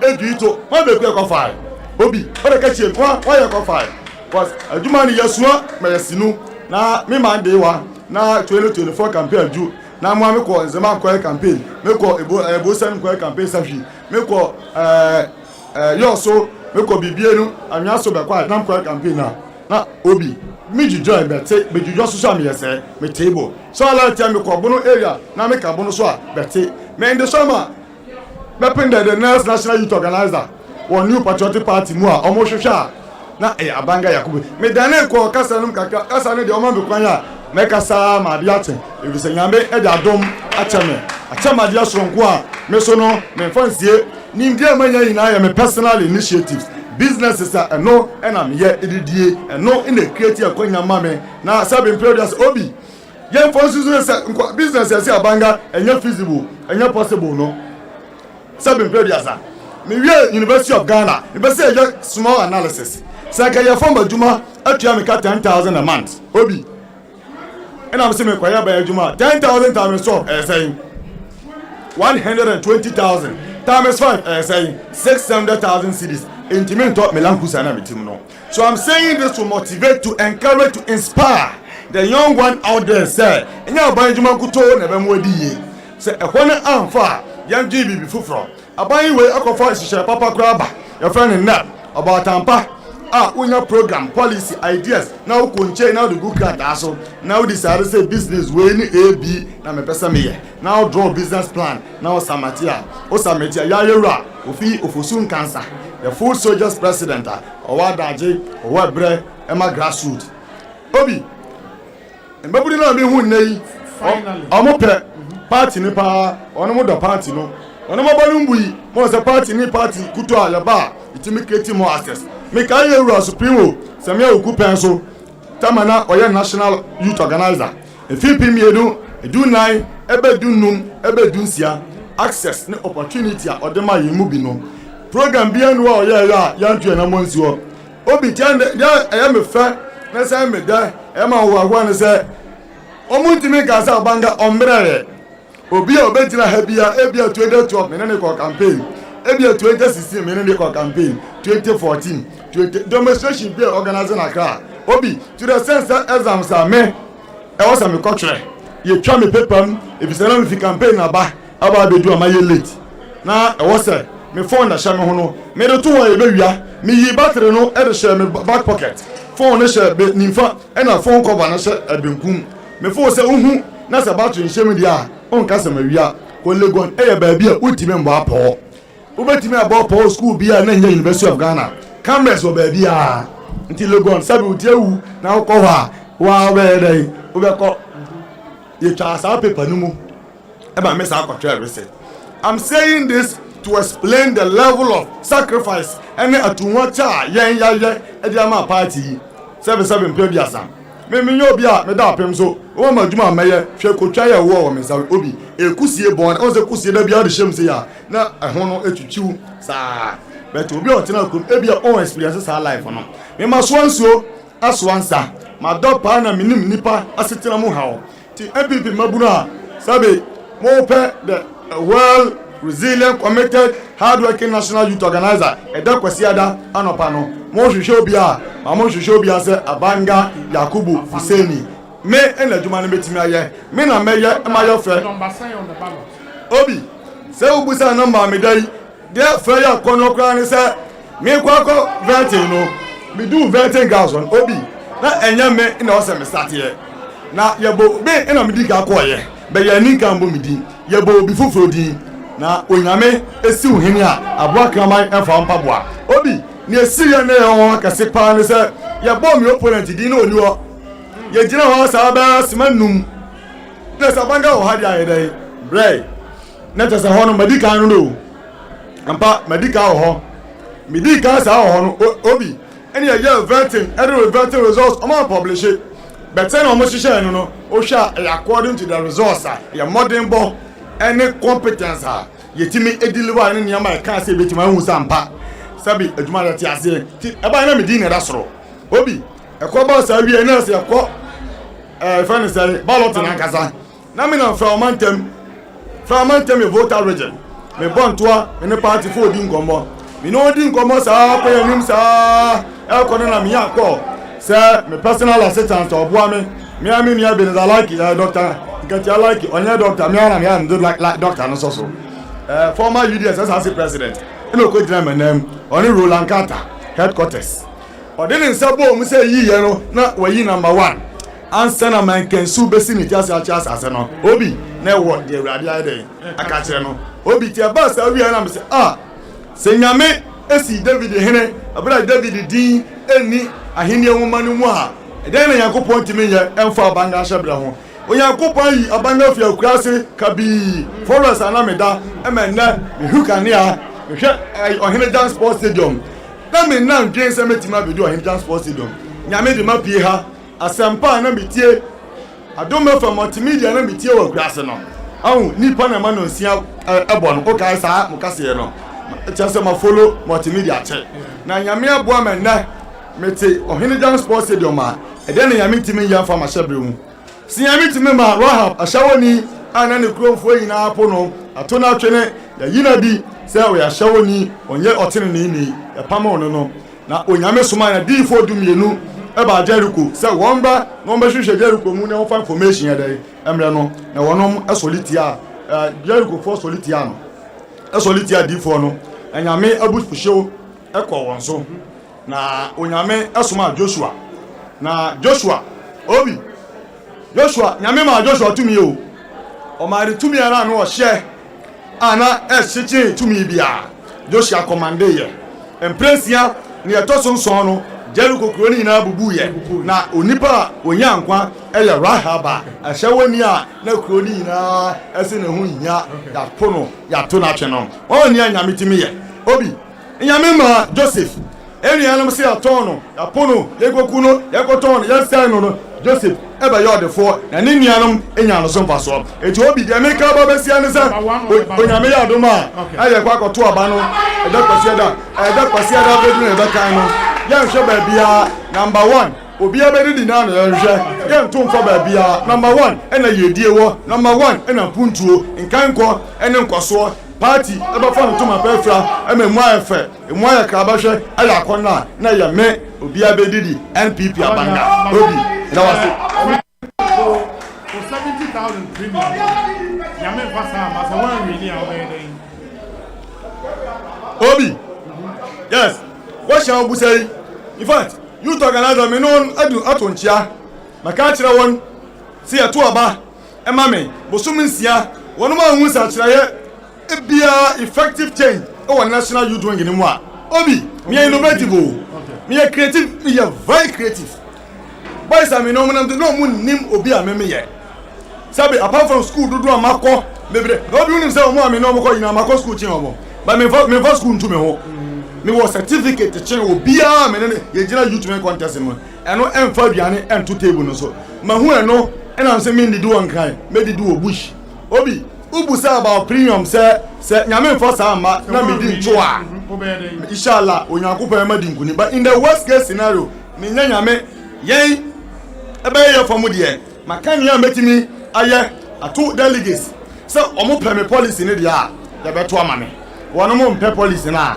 wono beto atiame ana me boa so wono mtu tiame a 1 month na matodo 70,000 eda omo so okono koyen kwanhia sabe ofirimu a obusia betima akọje 700 million no onya accident ko total disability so a obusia betima akọje 6 sika no na obi so mutu tiame na boso mini wudi a na ewo se omu se the next national youth organizer mu beyi no ono na ewo so koto aso but se me to aso as next national youth organizer dia na hihye ya me na me ba ye me na me propounder ye political science ye su propounder me na me founder me na me originator of the policy e be na ma policy na wuo asa man to obi me pese me jadi foforo e wa man yomu me jadi bia e be hye mbabu no ehye mbabu na hodo ba ye nya abanga so da e wa MPP mu sababu no bi na pese me tete e me pese me nko me ina kosoro pese me ne me nuanu mu ina e be dai ye be ina kosoro na ye be du ba bi no na me ho kire me na matimi ahwe me nuanu ma oh oda na me here 10,000 cedis oh me here 5,000 na matimi mo ne na anya pa e be na obi me ho kire na matimi abusa no bibi enti me sira se ye mbabu no ye nya do ma ye ho ye ndodo ye ho ni ye hwe obi obetima ye adwuma no enye obi a nkrofo etale chi se we ni ade na ba we ni epushi no obi abedi de ba ye adwuma no obi unim say my tasty Kumasi life my tasty Bono life my tasty Western life my tasty Nkan life my tasty Voter life my tasty Oti kana ba bia no mi to me nice here a me kwa mi say don hwere mienu se ebia do semaduasa semaduan nai kana ba bia no a mi nim kwan no obi emission onya kase na me fa kwanya so ada delegates obi a onya daji etie me o say ne bre otie me na yumre se emanura mfime mi ko chojogu form me po mo chawo se ni so ni hu na da mi tirim no obi me pese ni chodi hu no ebe hye ebe sai mi hia omunku anhye mi hia omukokromuti manya gidie anya do anya pepa de atimato aso I implement na matimi a 6 months time omu impeach me ni entuma de so obi abedi better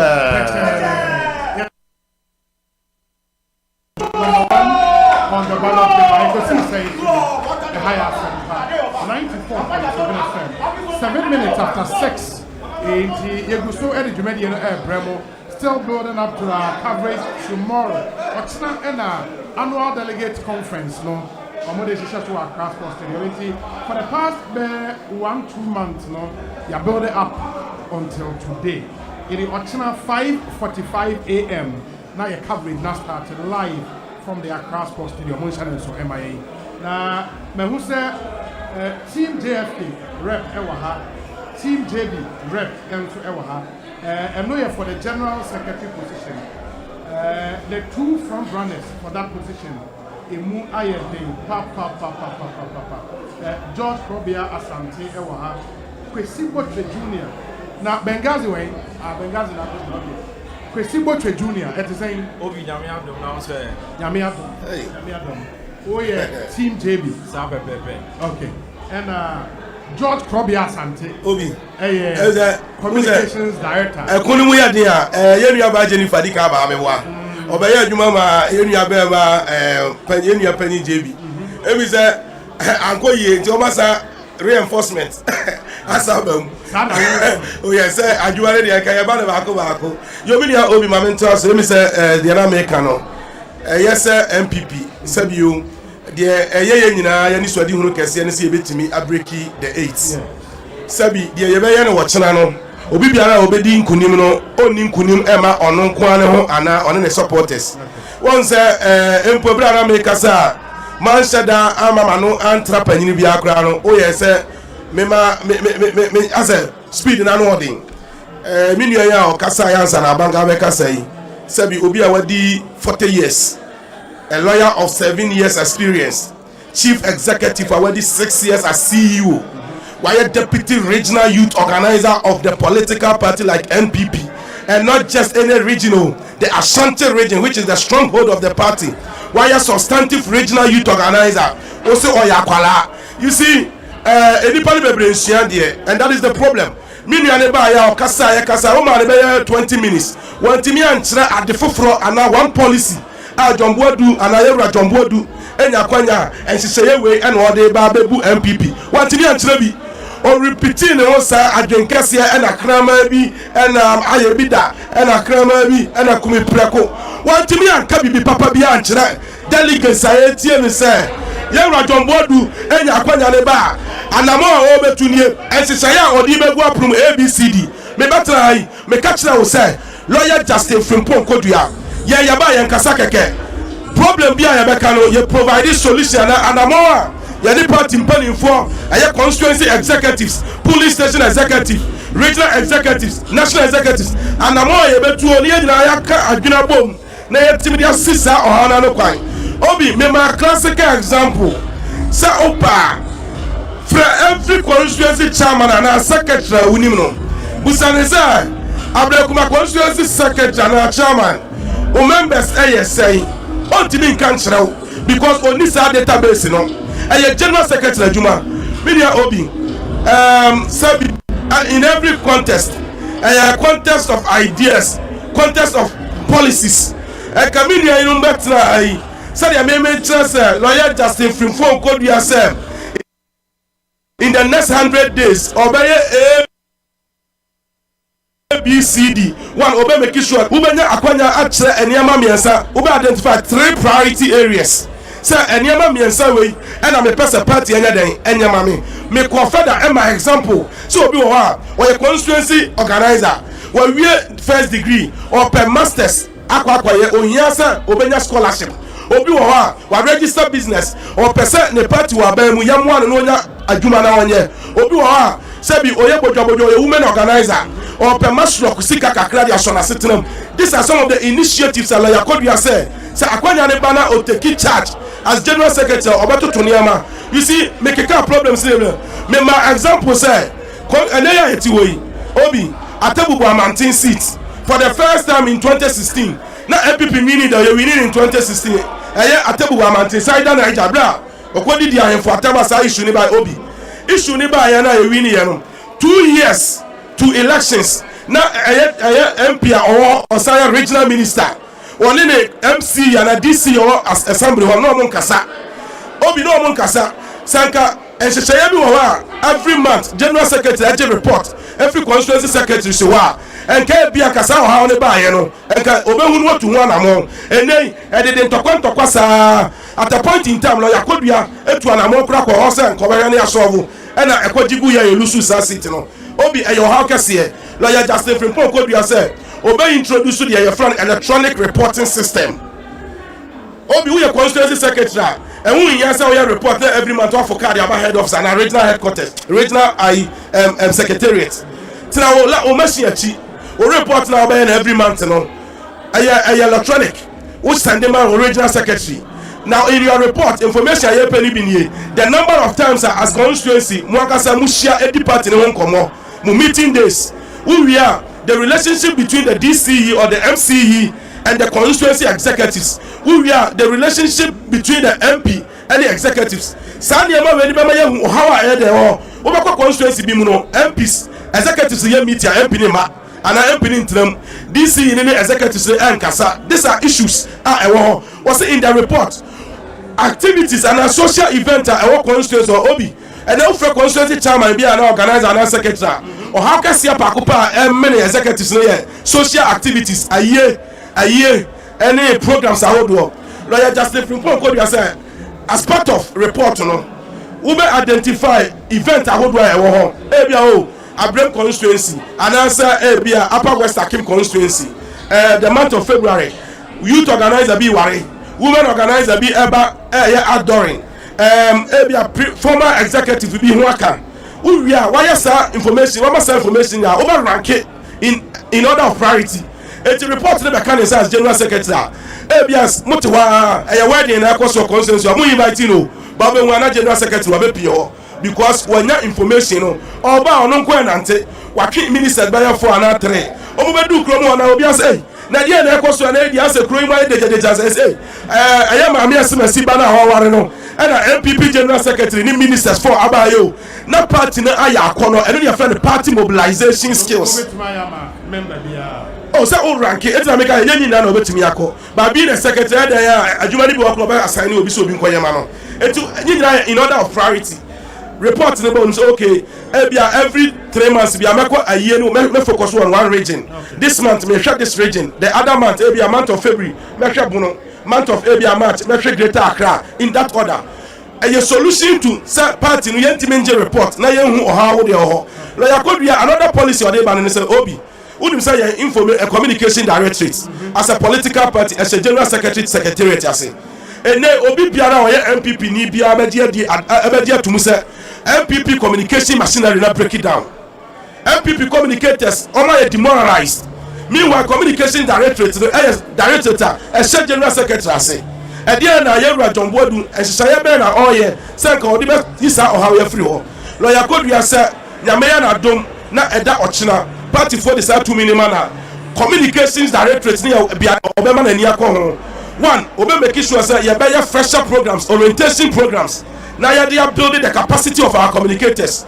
2 obe make sure say you be resource your communication department no now ya motivate you obi ene ya wa ban mo ukọ constituencies be party communicators obi wa sori no ko radio so a ono na di bottom scan obe do on still hosting news na ban na power ukasa wie na ho ko ani ehwe wanim na ama adwuma na ya dia ma won wo say ya be resource won na ya so masene ebiem obi anya good communicators na obi o ade e betimi ama obi aya good communicator than obi ni say o access to information availability of information ya the information and communicating and then party communicators ni be wo pro omuni ni ekoso ya kana na do kwa kufu ado abaya adwuma ba abaya ye say dem di kaka na abaya adwuma bebre obi enso ya communicators ni timi mo ho daro la ya kodua say oba wodi say bi ba ye fra bibi electronic information hub say electronic information hub no obi say NDC for better programs no mo propaganda na do abaya na bobo siasa ya nya hwe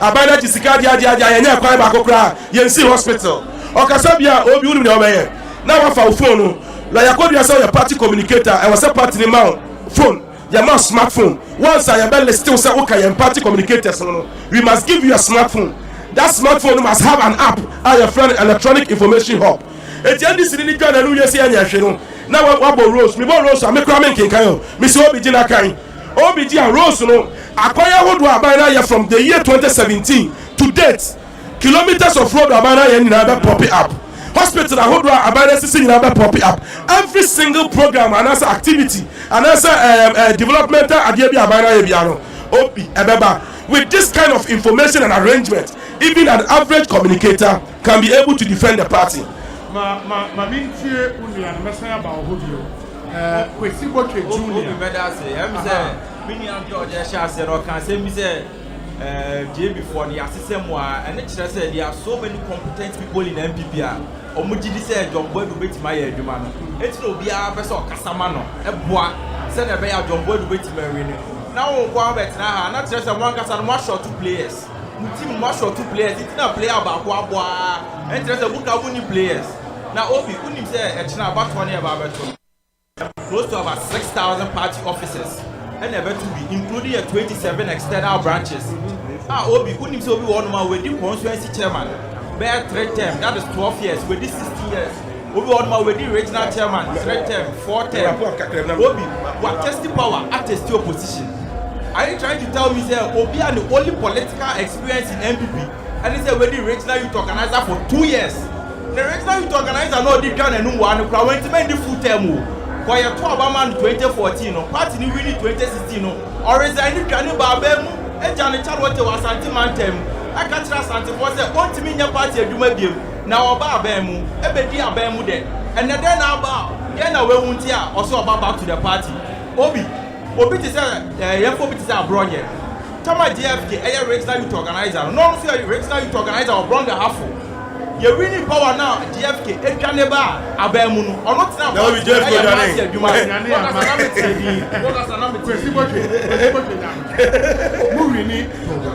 moving power here, it doesn't end there.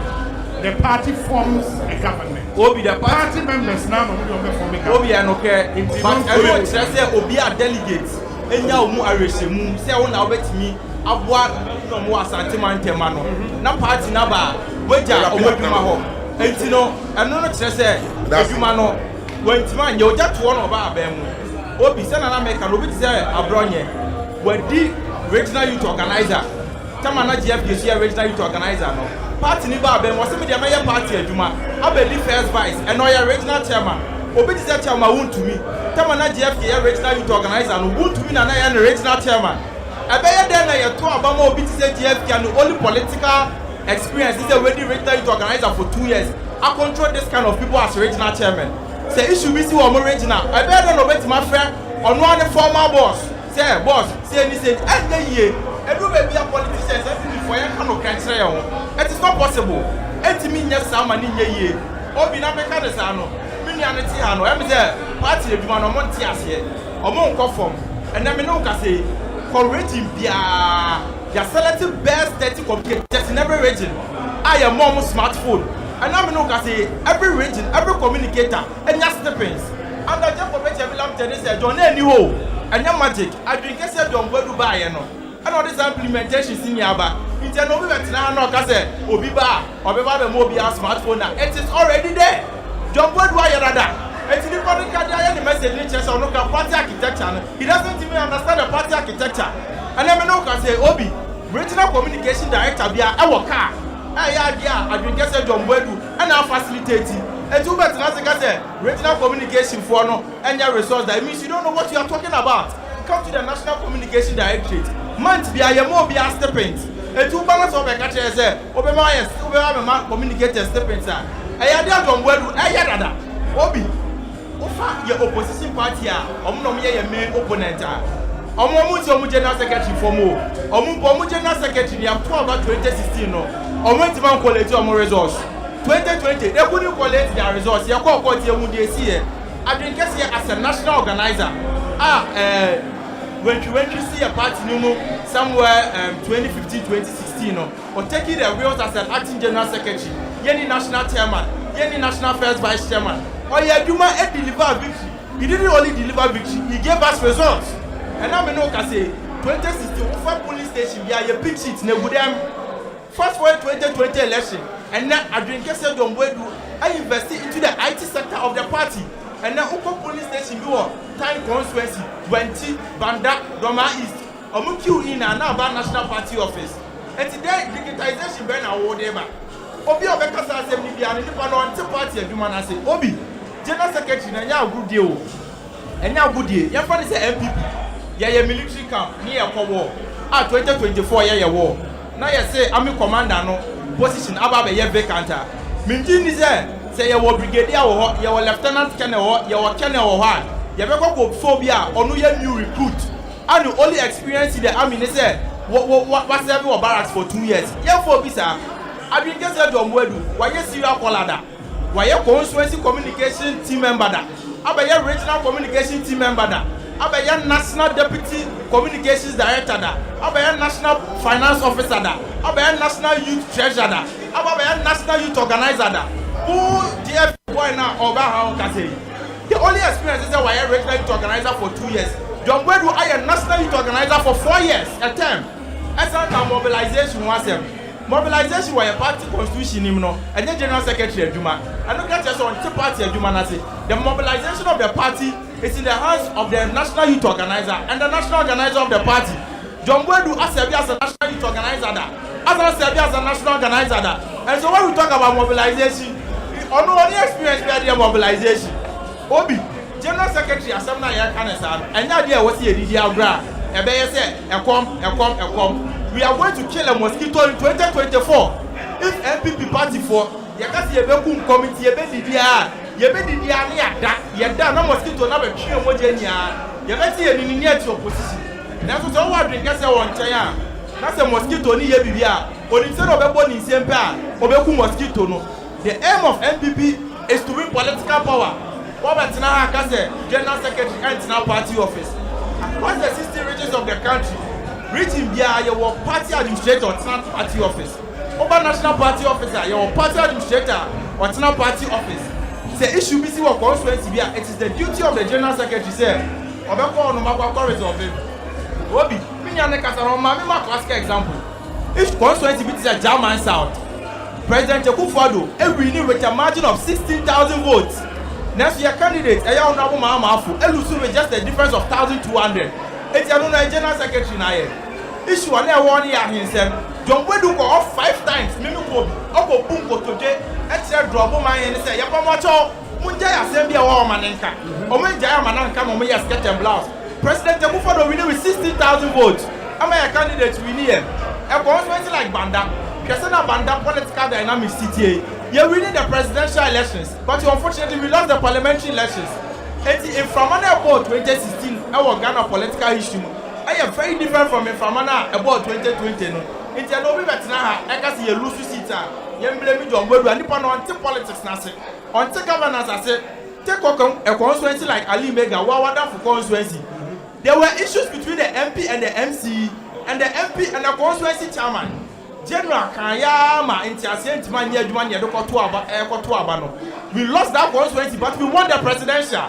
I don't know John Wedunai. Who's a party, who a general secretary, what the enemy suit and time. I did see the above suit and time issue at Kesiapot party office. I don't know general secretary. Here to your police station election, a constituency like Sunyani East. For the press conference, Obia hijacking police station forms. I didn't see another John or constituency or that was not the case. It was a very different matter, cry or no solving case. No, would also be general secretary, or better now party office. Now, Obi Mechanisano, almost I think I said on Wedum be our party on Wenipa, and then make over video so. Justin from Ponko, your man appointment as YE chief executive officer for 6 years. One for a single slot from YE Amber party office. GFK phone make a entire slot or never party officer and for party for Juma. Number 4 for Juma. There is a person for party for Juma. That's a vacancy banner chief executive officer. All right, all drop to the general secretary. And now drop to the party says slot about party no na mawa by mo fa nipa 20 bra. And I'm for nipa 30 bra. Ghana Post a recruitment. Ghana Gas a recruitment. Are you saying why ye beneficiaries in under JFK the party ni bi any? Menkasa, the main party say under JFK no, he didn't submit a single slot to the party. If you don't tell the party that you are recruiting, how would the party know that agency were recruiting? Sebio, the party members, where did they come from? Sebio, national youth organizer, and a national organizer, or you're responsible for mobilization of the youth. If you don't write to his office or the general secretary's office that there is a vacancy in my institution in Tifa party for bra, how would they know? Pato, how would they know? As to whether or not you go for our form or why ye a party for and then party for no, it is a matter I was here to scrutinize it. Because party no the better validate say, as you may see, I am a certified member of the New Patriotic Party. It's in the party they recommend no. JFK and for a single slot and my party office. And now but now I say John Wedu went to my money for Maslow. There is a chief executive officer for Maslow. Is it John Wedu? Bibia ya John Wedu. Bibia ya John Wedu. Omo kata no. Omo ti adwuma na se. But the man of John Wedu. Obi. Mede manu sino. Obi de anya wucha mede manu sino. Ene constituency dia. I want the sample pick up for the adwuma. What are this initiative never here? I have been guessing John Wedu across the 275 constituencies. Obi a pick up.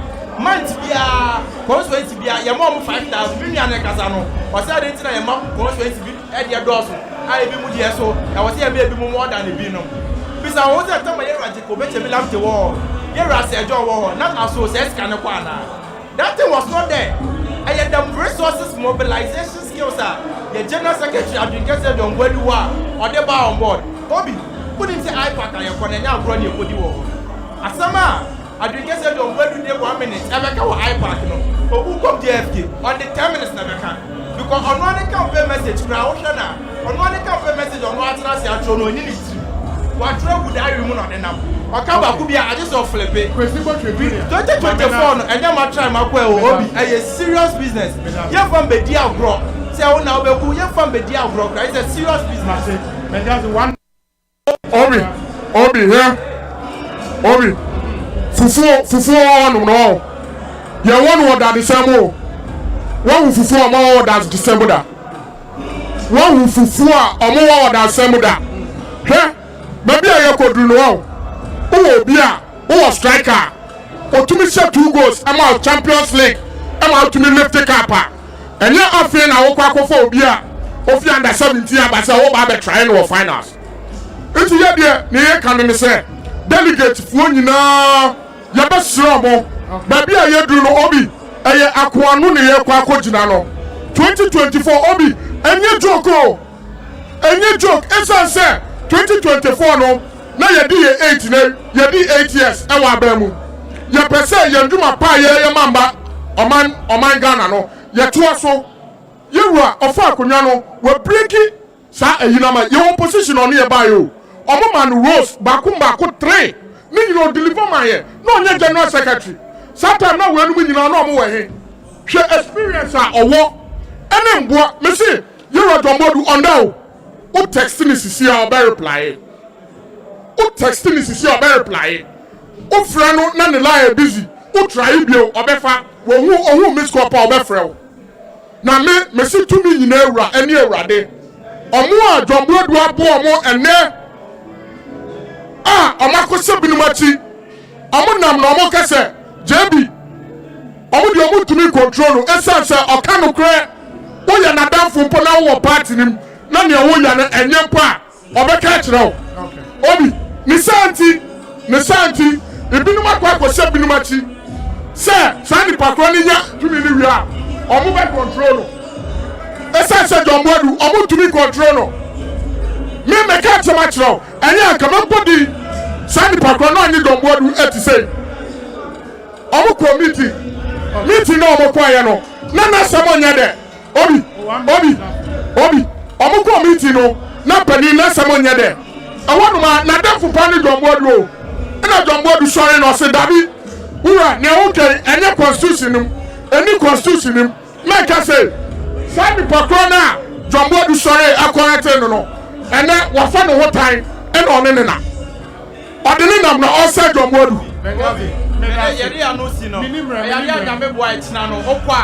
General Secretary position I think say Dombodu or that number one. Obi say you person you win 2024 and one Dombodu. You person you lose 2024 you find go other side. It's very simple as that. No try and error. Obi say who free Accra. Na say who go Kumasi na say who cycle station. VIP. Now we go who say bus BCU, bus driver they catch us say bus driver we no the only experience is say abobo ya kwa no wetwida. Now bus driver so no wetwi articulate and other. Minji ni so be go for bus driver or ya abobo ya oku kom eye immature. Ultimately handle the general secretariat of the party. Obi 94.7 FM. I was saying any Jumedi in AC. Obi. I may have Ochana said the Medicare come 5:45 a.m. Now your coverage, not as here, the National Annual Delegate Conference of the ruling NPP live from the Accra Sports Stadium. Bidiri Osei Bonsu, how the idea could see say AC. Young Twasun Yame Adumwa Ochana on behalf of the production team. Good evening.